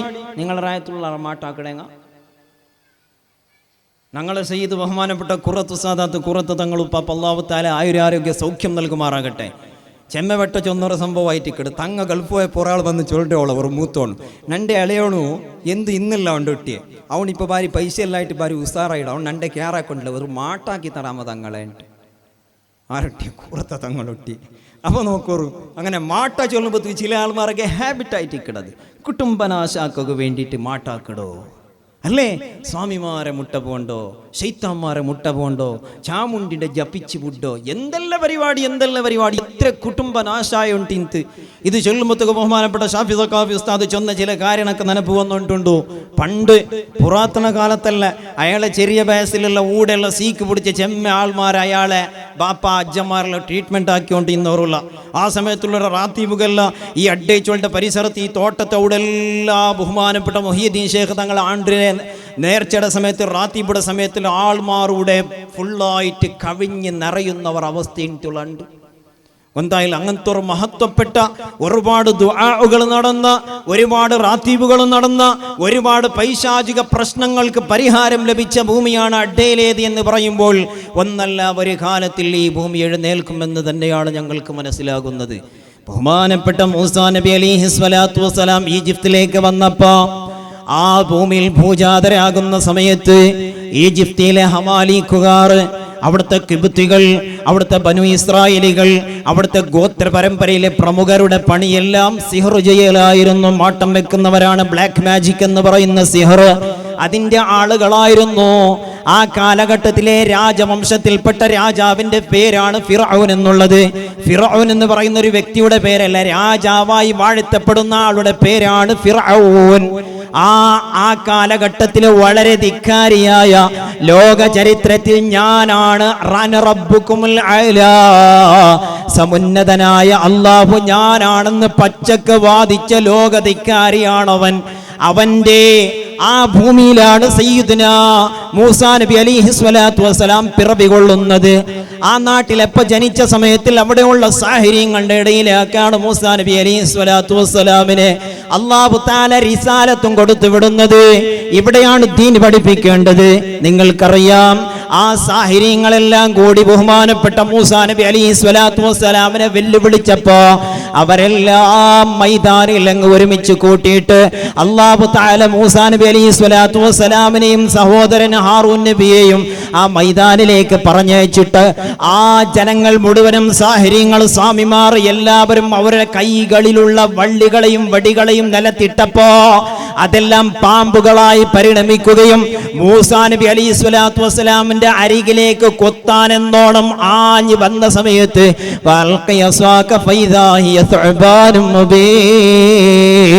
ഓ മൂസാ, അങ്ങയുടെ കയ്യിലുള്ള വടി അങ്ങോട്ട് നിലത്തിട്ട് കൊടുക്കൂ. അതിട്ട് കൊടുത്തപ്പോഴല്ലേ അത് പാമ്പായി മാറിയത്. എന്നിട്ടോ മറ്റുള്ള പാമ്പുകളെല്ലാം ആ പാമ്പ് തിന്നത് നമുക്കറിയാം. വസഹറു അയ്യുനന്നാസ് വസ്തർഹബൂഹും, അതേ അവർ ജനങ്ങളെ കണ്ണിലേക്ക് സിഹർ കാണിച്ചു കൊടുത്തു. എന്നിട്ടോ ജനങ്ങളെ അവരെ ഭയപ്പെടുത്തി എന്നാ ഖുർആൻ പറയുന്നത്. അതെല്ലാം സിഹറിന്റെ ഭാഗമാണ്. പക്ഷേ സത്യത്തിനെതിരെ സിഹർ വന്നാൽ, ഹക്കിനെതിരെ സിഹർ വന്നാൽ, വമാഹും ബിളാരീന ബിഹി മിൻ അഹദിൻ ഇല്ലാ ബിഇദ്നില്ലാ, മാട്ടം ചെയ്തിട്ട് ആരെയും തകർക്കാമെന്ന് ആരും മോഹിക്കണ്ട. ഏത് സ്വാമിയുടെ അടുക്കൽ പോയിട്ട് എത്ര മാരണം ചെയ്താലും ഹിന്ദു ധർമ്മ സംഹിതകളിലെ ചതുർവേദങ്ങളിൽ പ്രധാനമായ അഥർവവേദം അത് പഠിപ്പിക്കുന്നത് മാരണത്തെ സംബന്ധിച്ചിട്ടാണ്. വളരെ കഠിനമായ മാരണ പ്രയോഗങ്ങളും മാട്ടങ്ങളും സമ്മോഹനാദി വിഷയങ്ങളുമാണ് ആ വേദത്തിലെ ചർച്ച. അതെല്ലാം എടുത്തിട്ട് കളിക്കുന്ന പലരെയും നമുക്കറിയാം. മുസ്ലിമീങ്ങളുടെ കുടുംബജീവിതത്തിൽ പ്രശ്നമുണ്ടാക്കാൻ മുസ്ലിമീങ്ങൾ അവരെ സമീപിക്കുന്നു. അതൊരു വേറെ ഒരു സബ്ജക്റ്റാണ്. ഇപ്പോൾ ഞാനതിനെ സംബന്ധിച്ചൊന്നും ഉണ്ടെന്നില്ല.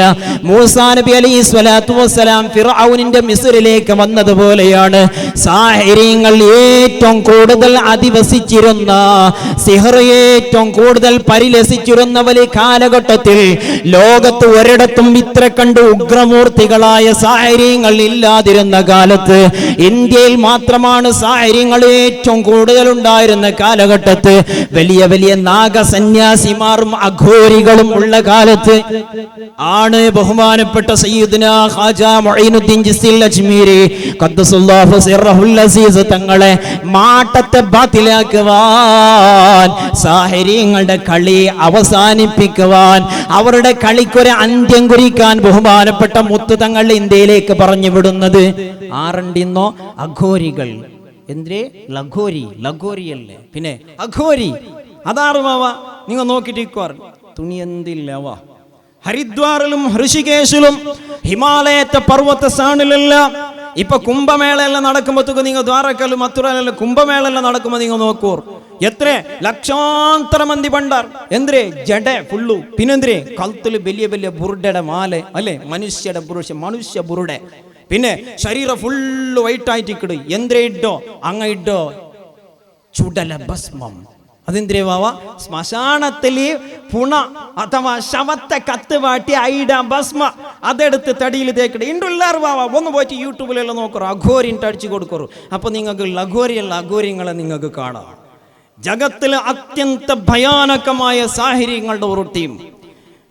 ചളിയിട്ടില്ലേ, മഴയിട്ടില്ലേ, ഹിമപാത്താണ്ടില്ലേ, ഹിമകുസിത്താണ്ടില്ലേ, ഏത് കാലത്തിലും ഏത് സമയത്തിലും ഹിമാലയത്തെ പർവ്വത ശ്രേണിയിൽ പോയിട്ട് ശൈത്താന്റെ സ്വാധീനിക്കുക വേണ്ടി ഉഗ്രമായ തപസ്സിൽ ഏർപ്പെട്ട അങ്ങനത്തെ ആൾമാർ അങ്ങ് താമസിക്കണോടെ ശ്മശാനത്തില് അങ്ങ് തിന്ദ്രേന്ദ്രേ അരബന്ധ മനുഷ്യ ശരീര അങ്ങ് ചത്തുപോയ കത്വാട്ടൊക്കെ വെച്ചങ്ങനത്തെ പെണ്ണുങ്ങളെ ശവശരീരത്തെ ഭോഗിക്കട പരിപാടി. പിന്നെയോ അങ്ങളെ വേഷവിധാനം എന്തേ അങ്ങ എല്ലാ തങ്ങളെ കഴുത്തിലുള്ള വലിയ വലിയ മനുഷ്യ ബുറുഡയുടെ വലിയ വലിയ മാലയിട്ടിട്ടിക്കിടാറ്. പിന്നെ ആ ശ്മശാനത്തെ ഭസ്മ എടുത്തൊരു തടിയിൽ ഫുള്ള് പോയിടാറ്. താടി എടുക്കല്ലേ, മുടി എടുക്കല്ലേ, ഒട്ടാരെ കാണുമ്പോഴത്തേക്ക് ഒരു ഭീകര സ്വരൂപി അഘോരി. ഇണ്ടെല്ലാം തട്ടിപ്പ്. ഞങ്ങളേലും കുറെ തട്ടിപ്പുണ്ടല്ലേ. ഖാജ തങ്ങളെ കഥ ചൊല്ലുമ്പോ, ഖാജ തങ്ങളെ ചരിത്രം പറയുമ്പോ കള്ളത്വരീക്കത്തുകാരും കള്ളബാബമാരും കള്ളബീബിമാരും പലരും ഇവിടെ ഉണ്ട് അല്ലേ. കുറെ കാല ശൈത്താന്റെ കേസുമായിട്ട് ഏർവാടിയും മുത്തുപ്പേട്ടയും നാഗൂരും ഉള്ളാളത്തും സാണൂരിലും പാപ്പാന്റെ അടുത്തെല്ലാം നടന്നു. ഒരു നാള് നോക്കുമ്പോ ഈമാക്ക് പണി മന്ത്രിച്ചു കൊടുക്കൽ. ആരിക്ക്? മുഞ്ഞാത്തോള കള്ളുരുട്ടുണ്ടായി ഇമ്മന്റെ തടിയിൽ. ഇപ്പൊ ഇമ്മ ഇഷ്പിന്റെ ആള്. വന്നവർക്കെല്ലാം വെള്ളം മന്ത്രിച്ചു കൊടുക്കലും വന്നവർക്കെല്ലാം നൂല് മന്ത്രിച്ചു കൊടുക്കലും. എന്താ ബീബി ഉമ്മ? അയാള് ബാബാന്റെ മോനസാണ് ബീബി. കറക്റ്റായി അവിടത്തേക്ക് അല്ലേ. അതിന്റെ പിന്നാലെ നടക്കാൻ കുറെ പണ്ഡിത വേഷധാരികളും ഈ സമുദായത്തിന്റെ പോക്ക് മനസ്സിലാക്കൂ. ഖാജാ തങ്ങളെ പറ്റി പറയുമ്പോൾ ഖാജാ തങ്ങൾ വന്നത് അതിനെല്ലാം തൂത്തെറിയാൻ വേണ്ടിയിട്ടാണ്. അത്തരം ശക്തികളെയും കക്ഷികളെയും ഇസ്ലാമിന്റെ കടങ്കൽ കത്തിവെക്കുന്ന അത്രയും തോന്നിവാസികളുടെ തോന്നിവാസത്തിനെ അവസാനിപ്പിക്കാൻ വേണ്ടിയിട്ടാണ് സയ്യിദ്ന ഖാജാ തങ്ങൾ ഇന്ത്യയിലേക്ക് നിയുക്തനായത്. മനസ്സിലാക്കുക, ഖാജാ തങ്ങൾ വരുമ്പോ അജ്മീർ പ്രദേശം, ബീഹാർ പ്രദേശം, നോർത്ത് ഇന്ത്യൻ പ്രദേശങ്ങൾ, ഉത്തരാഖണ്ഡ് പോലുള്ള പ്രദേശങ്ങളെല്ലാം നാഗസന്യാസിമാർ, അഘോരികളെ പോലെയുള്ള വേറൊരു വിഭാഗമാണ്. അവരെ കൊണ്ടും അഘോരികളെ കൊണ്ടും നിറഞ്ഞു കിടക്കുന്ന ഒരു കാലമാണ്. സാഹിര്യങ്ങൾ കൊടികുത്തി പാടുന്ന കാലം. സുബ്ഹാനല്ലാഹ്, തൗഹീദ് എന്നുള്ളത് ജനങ്ങൾക്കറിയാതെ ശൈത്താനിന്റെ പിന്നാലെ മാരണവും മന്ത്രപ്രയോഗങ്ങളും തന്ത്രോച്ചാരണങ്ങളും താന്ത്രിക പ്രയോഗങ്ങളും സമ്മോഹന വിദ്യകളും അതുപോലെ ഒരുപാട് വശീകരണ പ്രയോഗങ്ങളുമായി ആളുകൾ തോന്നിയതുപോലെ സ്വാമിമാരുടെ പിന്നാലെ നടന്നിരുന്ന കാലഘട്ടം. ഈ അഡ്ഡയിലെ വേദിയിൽ നിന്നുകൊണ്ട് ഞാൻ ഇത് പറയുമ്പോൾ ഒരു കാര്യം നിങ്ങൾ ശ്രദ്ധയിൽപ്പെടുത്തുകയാണ്. എന്താണത്? ആ ഒരു കാലം ഇന്നിതാ തിരിച്ചു വന്നുകൊണ്ടിരിക്കുന്നു അല്ലേ? അതെ, നിങ്ങൾ കാണില്ലേ എന്തേ ഇപ്പൊ നടന്നുകൊണ്ടുള്ള വിഷയ? എന്തിനായിട്ട് ബാബരി മസ്ജിദ് ഞങ്ങൾക്ക് നഷ്ടപ്പെട്ടു. ഇപ്പൊ ജ്ഞാനവാപ്പി മസ്ജിദിൽ അവിടെയും സാധന തുടങ്ങിയിട്ട് ആരുടെ ബാക്കിൽ കളിക്കടേ? ഒരു വിഭാഗം സന്യാസിമാർ. ഖാജാ തങ്ങൾ വരുമ്പോ കളിച്ചതാര്? അവർ തന്നെ. ഖാജാ തങ്ങൾ ആരെ നേരിടാൻ വന്നത്? അവരെ തന്നെ. അന്നുള്ള ഖാജ ഇന്നുമുണ്ട്. മനസ്സിലാക്കുക, ഈ ഹിന്ദുസ്ഥാനിലേക്ക്, പാകിസ്ഥാനിന്റെ ബോർഡറിലേക്ക് അജ്മീരിൽ നിന്ന് തെല്ലുള്ള നിങ്ങൾ വിചാരിക്കും പോലെ എന്തുമല്ലേ. പഞ്ചാബ് കശ്മീർ ഗന്ധം പോണ്ട, രാജസ്ഥാൻ പാകിസ്ഥാന്റെ ഗഡിയുമായിട്ട് സമ്പർക്കമുണ്ട്, അവിടെ തെല്ലുള്ള. എന്നിട്ടും 1947 ബ്രിട്ടീഷുകാർ വഞ്ചനയിലൂടെ ഈ രാജ്യത്തെ വിഭജിച്ച് ഒരു വിഭാഗത്തെ രാജ്യത്തിനോട് എന്നും അസ്വസ്ഥത ഉണ്ടാക്കാൻ വേണ്ടി അവരേതാ ഈ രാജ്യത്തിന്റെ വടക്ക് പടിഞ്ഞാറ് ഭാഗത്തിൽ പാകിസ്ഥാൻ എന്ന പേരിൽ പ്രതിഷ്ഠാപിച്ചപ്പോ ആ ആളുകൾ, അവിടെയുള്ള അന്നുള്ള വലിയ വലിയ ആളുകൾ ചിന്തിച്ചു, അജ്മീർ ഞങ്ങൾക്ക് കിട്ടണം. ഞാൻ കേട്ട ഒരു കഥയാണ്. പക്ഷേ മഹാനവർകൾ ഇന്ത്യയുടെ സുൽത്താനാണ്, അവിടുത്തെ സുൽത്താൻ അല്ല. സുൽത്താനുൽ ഹിന്ദാണ് ഖാജ. അതുകൊണ്ട് ആ ഭാഗം, ആ നാട്ടിലേക്ക് പോകാൻ പാടില്ല. ബോർഡറിന്റെ അടുത്ത് തന്നെയാണ് അജ്മീർ ഷരീഫ് ഉള്ളത്. ഖാജ ഞങ്ങളുടെ രാജാവാണ്, ഭാരതീയരുടെ രാജാവാണ്. ഞങ്ങൾ ഭാരതീയരാണ്, ഞങ്ങൾ ഭാരതത്തിൽ അഭിമാനിക്കുന്നവരാണ്. ഈ മണ്ണിൽ ജനിച്ചതിന്റെ കാര്യത്തിൽ ഞങ്ങൾ വളരെ വളരെ വളരെ അഭിമാനമുള്ളവരാണ്. ഞങ്ങളുടെ നേതാവ്, ഞങ്ങളുടെ രാജാവ്, ഞങ്ങളുടെ സാമ്രാട്ട്, ഞങ്ങളുടെ എല്ലാം ഞങ്ങളുടെ ദുനിയാവിന്റെ ആഖിറത്തിന്റെ വെളിച്ചമാണ് സയ്യിദ്ന ഖാജ ഗരീബ് നവാസ് മുഈനുദ്ദീൻ ചിസ്തി അജ്മീരി ഖദ്ദസല്ലാഹു സിർറഹുൽ അസീസ്. മറക്കാൻ പാടില്ല, ഒരിക്കലും മറക്കരുത്. ആര് ഏത് പള്ളിയുടെ അടിഭാഗത്തിൽ വെച്ച് പൂജാവൃത്തികൾ നടത്തിയാലും, എത്ര വലിയ പള്ളികൾ തകർത്തിട്ട്, ഇന്നലെ നിങ്ങൾ കണ്ടില്ലേ, കഴിഞ്ഞ ആഴ്ച ഡൽഹിയിലെ 600 വർഷം പഴക്കമുള്ള പള്ളി രാത്രി സുബഹിയുടെ യാമത്തിന്റെ അടുത്ത സമയത്തിൽ വന്നിട്ട് ഒരു മുന്നറിയിപ്പും കൊടുക്കാതെ ആർക്കിയോളജിക്കൽ ഡിപ്പാർട്ട്മെന്റ് ഓഫ് ഇന്ത്യ 100 വർഷം മുമ്പ് പൈതൃക പട്ടികയിൽ എണ്ണിരുന്ന ആ മഹത്തായ പള്ളിയെയും ദർഗയെയും മദ്രസയെയും അവിടുത്തെ അധികാരികൾക്കോ പള്ളിയുടെ കമ്മിറ്റിക്കാർക്കോ ഖാദിമീങ്ങൾക്കോ ഒരു മുന്നറിയിപ്പും കൊടുക്കാതെ JCB കൊണ്ട് പൊട്ടിച്ച് നാശമാക്കിയിട്ട് പരിശുദ്ധ ഖുർആൻ അടക്കം സർവ്വ തെളിവുകളും അവിടെ നിന്ന് നശിപ്പിച്ച സംഭവമാണ് കേട്ടോണ്ടിരിക്കുന്നത്. ഞങ്ങളുടെ നേതാക്കൾ പറഞ്ഞു, സുന്നത്ത് ജമാഅത്തിന്റെ ആലിമീങ്ങൾ പറഞ്ഞു, ഞങ്ങൾ നിയമപരമായി ഇതിനെല്ലാം നേരിടും, നിയമത്തിൽ വിശ്വസിക്കുന്നവരാണ് ഞങ്ങൾ അക്രമത്തിനിക്കില്ല. അതിരിക്കട്ടെ, അവിടെ ഇതിലെല്ലാം കളിക്കുന്ന ടീമാണ് ഖാജാ തങ്ങൾ നേരിട്ടത്. അവരുടെ പിൻഗാമികളാണ് ഇന്ന് ഇന്ത്യ ഭരിക്കുന്നത്. സാധ്വിമാരും സ്വാമിമാരുമാണ്. അവരെ നേരിടാൻ ഞങ്ങളെ കയ്യിലുള്ള വാള് സുൽത്താനുൽ ഹിന്ദ് ഖാജ ഗരീബ് നവാസ് തങ്ങളാണ്. യാ സ്വാഹിബൽ അജ്മീരി കുല്ലി നാസിരി യാ ദാഫിയൽ ആഫാതി ഖാജ സഞ്ചരി. ഖാജ തങ്ങളുടെ പേരില് നിരന്തരം യാസീൻ ഓതണം. ബർക്കത്ത് കിട്ടും, സംരക്ഷണം കിട്ടും, ഹിഫ്ള് കിട്ടും, ഹിമായത്ത് കിട്ടും, കുടുംബത്തിലെ പ്രശ്നങ്ങൾ തീരും, കടടപാടുകൾ പടച്ചവൻ തീർത്തു തരും. ഖാജ തങ്ങളുടെ പേരിൽ അഡ്ഡയിലെ ഈ പരിശുദ്ധമായ പള്ളിയുടെ ചാരത്ത് വെച്ചൊരു സദസ്സ് സംഘടിപ്പിക്കുമ്പോ, ഖാജ തങ്ങളുടെ അപദാനങ്ങൾ വാഴ്ത്തി പറയുമ്പോ, ഖാജ തങ്ങളുടെ മൗലിദ് ഓതുമ്പോ, ഖാജ തങ്ങളുടെ പേരിൽ ഞങ്ങൾ ഇവിടെ ഭക്ഷണം വിതരണം നടത്തുമ്പോ, ഈ സദസ്സിലുള്ളവരും അല്ലാതെ ഈ എന്റെ ശബ്ദം കേൾക്കുന്ന ഓൺലൈനിലൂടെ വീക്ഷിക്കുന്ന ഞങ്ങളുടെ ഒരുപാട് ചെറുപ്പക്കാർ ഈ പരിപാടിക്ക് വേണ്ടി ബഹുമാനപ്പെട്ട DK ഉസ്താദ് രൂപീകരിച്ച ഒരു ഗ്രൂപ്പിലെ 1000-ഓളം വരുന്ന പ്രവർത്തകന്മാർ പലരും പല സംഭാവനകൾ നടത്തിയപ്പോൾ ഖാജാ തങ്ങളെ പേരിലാണ് നടത്തിയത്. എല്ലാവർക്കും ഖാജാ തങ്ങളെ മദദ് ലഭിക്കുമാറാകട്ടെ. നമുക്ക് പ്രാർത്ഥിക്കാം. പ്രിയമുള്ളവരെ, മഹാനവറുകൾ വന്നു. എങ്ങനെ വന്നു? സിറിയയിലൂടെ, ലാഹോറിലൂടെ, മുൽത്താനിലൂടെ ഡൽഹിയിലേക്ക് വന്നു. അതിനിടക്ക് ഒരുപാട് ആൾക്കാരെ കണ്ടുമുട്ടി. കുബ്രവിയ ത്വരീഖത്തിന്റെ ശൈഖായ സയ്യിദുനാ നജുദ്ദീൻ കുബ്ര റളിയല്ലാഹു അൻഹു ബഗ്ദാദിൽ വെച്ച് ഉമ്മയുടെ അടുത്ത ബന്ധുവായ സയ്യിദുനാ സുൽത്താൻ മുഹയ്യിദ്ദീൻ അബ്ദുൽ ഖാദിർ ജിലാനി ഖദ്ദസല്ലാഹു സിർറഹുൽ അസീസ് തങ്ങളെയും കണ്ടു. ബഹുമാനപ്പെട്ട സയ്യിദുനാ സുഹ്റവർദി തങ്ങളെയും കണ്ട് ഒരുപാട് മഹാത്മാക്കൾ സന്ദർശിച്ചു. ബഗ്ദാദിലൊക്കെ വലിയ വലിയ സംഭവങ്ങളുണ്ടായി. ഖാജാ തങ്ങൾ പോയത് നിമിത്തമായി പറയാൻ എനിക്ക് സമയമില്ല. ആ ഖാജാ തങ്ങൾ ബഗ്ദാദിൽ ഇങ്ങോട്ട് ഇന്ത്യയിലേക്ക് വന്നപ്പോ ഇവിടെയുള്ള ജ്യോത്സ്യന്മാർ രാജാവിനോട് പോയിട്ടൊരു കാര്യം പറഞ്ഞു. ആര്? ജ്യോതിഷിമാർ ഗ്രഹഗതി നോക്കിയപ്പ പഴയ കാലത്തിലുള്ള അങ്ങനത്തെ താളിയോലയെല്ലാം പരിശോധിച്ചപ്പോ അങ്ങക്ക് കണ്ടെത്തുള്ള അണ്ട് അജ്മീർ കേന്ദ്രമാക്കി ഉത്തര ഭാരതത്തെ വലിയ ഒരു ഭാഗത്തെ ആഡളിത്ത നടത്തിക്കൊണ്ടിരുന്നങ്ങനത്തെ പൃഥ്വിരാജ് ചൗഹാൻ ചൊല്ലങ്ങനത്തെ രാജപൂത്ത രാജയുടെ ആസ്ഥാനത്തിലുള്ള അങ്ങനത്തെ ജ്യോതിഷിമാർ വന്ന് രാജടിട്ട് ചൊന്നാറ് വലിയ ഒരു വിഘ്ന വന്നോണ്ടുണ്ടു, ഖണ്ഡാന്തര വന്നോണ്ടുണ്ടു. ആറ് ചെന്നതുപോലെ ഈ ജ്യോത്സ്യന്മാർ പോയി ഫിർഔനിനോട് പറഞ്ഞതുപോലെ നിന്നെ കൊല്ലാൻ ഒരു കുട്ടി ഇവിടെ ജനിക്കാൻ പോകുന്നു. അതുകൊണ്ട് തന്നെ ബനു ഇസ്രായേൽ കുടുംബത്തിലാണ് ജനിക്കുന്നത്. ഒരൊറ്റ കുട്ടിയെയും ബാക്കി വെക്കാൻ പാടില്ല. ഏതെല്ലാം വീട്ടിലാണ് ഗർഭിണികളായ സ്ത്രീകൾ ഉള്ളതെന്ന് സെൻസസ് നടത്താം. അതായത് കാനീശുമാരി നടത്തണം. അവിടെ പോയിട്ട് കാനീശുമാരി നടത്തണം. നടത്തിയിട്ട് ആ ഗർഭിണികൾ പ്രസവിക്കുന്ന സമയത്തിൽ രാജഭടന്മാർ വീടിന്റെ വാതിക്ക നിൽക്കണം.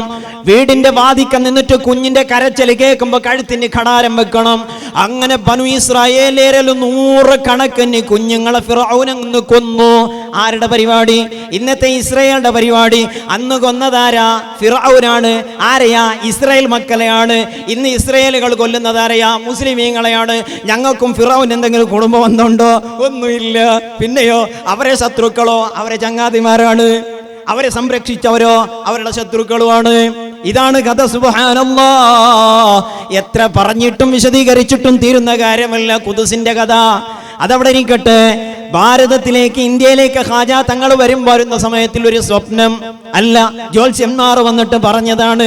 ആരോട്? പൃഥ്വിരാജ് ചൗഹാനോട് പറഞ്ഞതാണ്. രജപൂത രാജാവാണ്. 26 വയസ്സിലാണ് അദ്ദേഹം മരണപ്പെട്ടതെന്ന് പറയുന്നു. ആര്?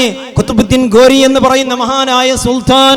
അദ്ദേഹം ഒരുപാട് പ്രാവശ്യം ഈ രാജപൂത രാജാവിനോട് ഇവിടെ വന്ന് പടവെട്ടിട്ടുണ്ട്, യുദ്ധം ചെയ്തിട്ടുണ്ട്. പക്ഷേ അദ്ദേഹം അപ്പോഴെല്ലാം തോറ്റ് പിൻവാങ്ങിയതാണ്.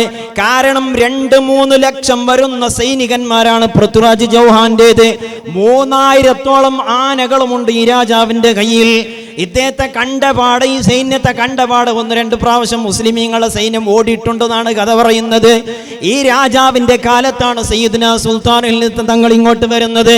അപ്പോഴാണ് ജ്യോത്സ്യന്മാർ വന്ന് പറഞ്ഞു കൊടുക്കുന്നത്, ഇവിടത്തേക്ക് ഒരു ഫക്കീർ വരുന്നുണ്ട്, അതോടുകൂടെ നിന്റെ നാശം തുടങ്ങും. അദ്ദേഹത്തോട് പറഞ്ഞു, നീ യുദ്ധത്തിന് നിൽക്കണ്ട, നിനക്ക് പൊരുതി ജയിക്കാൻ പറ്റൂല, നീ യുദ്ധത്തിന് നിൽക്കണ്ട, ചതിയിലൂടെ ആ ഫക്കീറിനൊന്ന് വീഴ്ത്താൻ വേണ്ടി ശ്രമിക്കണം. അദ്ദേഹത്തിന്റെ സൈന്യത്തെ മുഴുവനും ഡൽഹിയുടെയും മറ്റും അതിർത്തി പ്രദേശങ്ങളിൽ ഗഡിഭാഗത്തിൽ നിയോഗിച്ചു. എല്ലാവരെയും ആയ കട്ടിലുള്ള പ്രദേശങ്ങളിലെല്ലാം നിർത്തിയിട്ട് പറഞ്ഞു, നിങ്ങൾ യുദ്ധം കൊണ്ട് ആ മനുഷ്യനെ നേരിടാൻ പാടില്ല, തന്ത്രപരമായി എന്തെങ്കിലും ചതി ചെയ്തിട്ട് വീഴ്ത്താൻ നോക്കണം. സുബ്ഹാനല്ലാഹ്. ഖാജാ തങ്ങൾക്ക് പടച്ചവന്റെ ഭാഗത്തു നിന്ന് മുന്നറിയിപ്പ് ലഭിച്ചു. ഖാജാ തങ്ങൾ ഇന്ത്യയിലേക്ക് വന്നു, ഡൽഹിയിലേക്ക് വന്നു, അവിടെ താമസിച്ചു. അവിടെ നിന്ന് നേരെ അങ്ങോട്ട് അജ്മീറിലേക്ക് വന്ന് അതാ രാജാവിന് വിവരം ലഭിച്ചു. പറഞ്ഞ ഫക്കീർ എത്തിയിട്ടുണ്ട്. നാട്ടുകാരോട് പറഞ്ഞു, ശ്രദ്ധിച്ചോളാൻ, ഒരു നിലക്കും മുട്ടാൻ പോകണ്ട. എന്താകാൻ പോകണ്ട? മുട്ടാൻ പോകണ്ട, താണ്ടാൻ പോകണ്ട, പ്രശ്നമാണ്. ശരി, എന്തെങ്കിലും ചതി ചെയ്തിട്ട് ആ ഫക്കീറിനെ കൊടുക്കണം. മഹാനവറുകൾ വന്നു, ഒരു വൃക്ഷത്തിന്റെ അടിയിലിരുന്നു. മുരീദന്മാരും കൂടെ ഉണ്ട്. ഖുത്ബുദ്ദീൻ ബഖ്തിയാർ കാക്കി തങ്ങൾ അടക്കമുള്ള പ്രഗത്ഭരായ ശിഷ്യന്മാർ കൂടെ ഉണ്ട്. ഖാജാ തങ്ങൾക്ക് 3 ആൺമക്കൾ. ബാബ ഫഖ്റുദ്ദീൻ സൽവാരി അജ്മീർ ഷരീഫിലേക്ക് പോയവരുണ്ടെന്ന് കൈപൊക്കി നോക്കാം. ഞാൻ നോക്കട്ടെ, ഈ കൂട്ടത്തിൽ അജ്മീർ ಗೊಂತಲಂಗತ್ತಿರುಳ್ಳಾರುಂಟು നോക്കാം. എത്ര 1 2 3 4 5 6 മാഷാ അല്ലാ. എല്ലാവരും പോണു. ബണ്ടി പ്രജകിട്ട് നോമ്പ് കഴിഞ്ഞിട്ട് മക്കൾക്ക് മദ്രസയ്ക്കല്ല ആ സമയത്തെല്ലാം പോയിട്ട് ഇത് കേട്ടേക്കൊരു സാർത്ഥക്കാവണമെങ്കിൽ എല്ലാവരും പോയിട്ട് ഓ ഉപ്പാപ്പാ നിങ്ങളെപ്പറ്റി ഞങ്ങൾ ഇതെല്ലാം കേട്ടിട്ടില്ല, അൽഹംദുലില്ലാ സന്തോഷമാണെന്ന് പറഞ്ഞ് മഹാനവറുകൾക്ക് സലാം പറഞ്ഞ് വരണം. അല്ലാഹു തആല തൗഫീഖ് നൽകുമാറാകട്ടെ.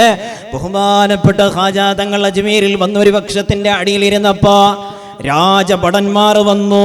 എന്താ അത് കുതിരലയമാണ്, അഥവാ കുതിരകൾ താമസിക്കുന്ന, കുതിരകൾ വിശ്രമിക്കുന്ന ഇടമാണ്. അപ്പോൾ അതിൻ്റെ നോട്ടക്കാരൻ, അതിൻ്റെ കാവലാൾ വന്ന് പറഞ്ഞു ഖാജാ തങ്ങളോട് ഇവിടെ ഇരിക്കാൻ പാടില്ല. ഊടതൈ കൊതിറ ഇള്ളി കുളിത്തുകൊള്ളവാറതു തൊളകവേക്കു ഹോകവേക്കൊണ്ട് ചെന്നപ്പോ എന്തേ കാരണം? ഇത് എൻ്റെ കുതിരകൾ കിടക്കുന്ന ഇടമാണ്. ബഹുമാനപ്പെട്ടവർ പറഞ്ഞു നിന്റെ കുതിര അങ്ങനെ കിടക്കട്ടെ. പിന്നെ കുതിര എണിച്ചതേയില്ല. ഒറ്റക്കിടത്തം കിടന്നു. അവിടെ തന്നെ ഒറ്റക്കിടപ്പാണ് കുതിര.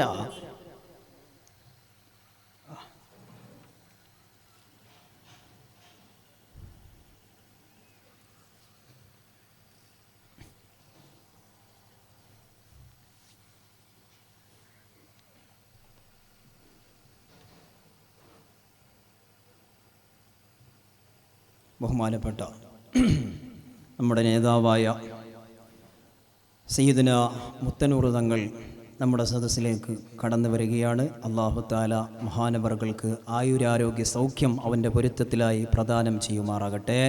നമ്മുടെ പരിശുദ്ധരായ അഹ്ലു ബൈത്തിലെ എല്ലാ മഹാത്മാക്കളായ ഞങ്ങളുടെ നേതാക്കന്മാർക്കും അല്ലാഹുവേ പരിശുദ്ധരായ ഖാജാ തങ്ങളുടെ മദദും സംരക്ഷണവും ഹിഫ്ളും ഹിമായത്തും നൽകി അനുഗ്രഹിക്കണം റഹ്മാനെ. ധാരാളക്കാലം ഈ മഹാത്മാക്കളുടെ തണലിലായി ജീവിക്കാൻ നമുക്ക് നീ തൗഫീഖ് നൽകണം റഹ്മാനെ.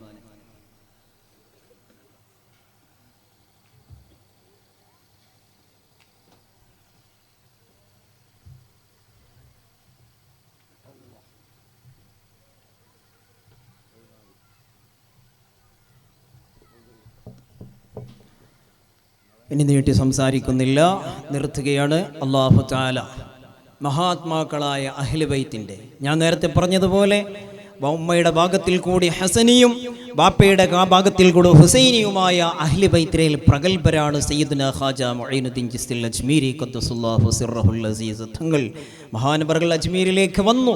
അവിടെ ഒരുപാട്, ഞാൻ നേരത്തെ പറഞ്ഞതുപോലെ സാഹിര്യങ്ങളെ തകർക്കാൻ വേണ്ടിയിട്ടാണ്, സിഹിറിനെ ഈ ഉപഭൂഖണ്ഡത്തിൽ നിന്ന് ഇല്ലായ്മ ചെയ്യുവാൻ വേണ്ടിയിട്ടാണ് ബഹുമാനപ്പെട്ട സയ്യിദുനാ മുഹമ്മദുർ റസൂലുള്ളാഹി സ്വല്ലല്ലാഹു അലൈഹി വസല്ലമ തങ്ങൾ ഖാജാ തങ്ങളെ ഇവിടത്തേക്ക് നിയോഗിച്ചത്.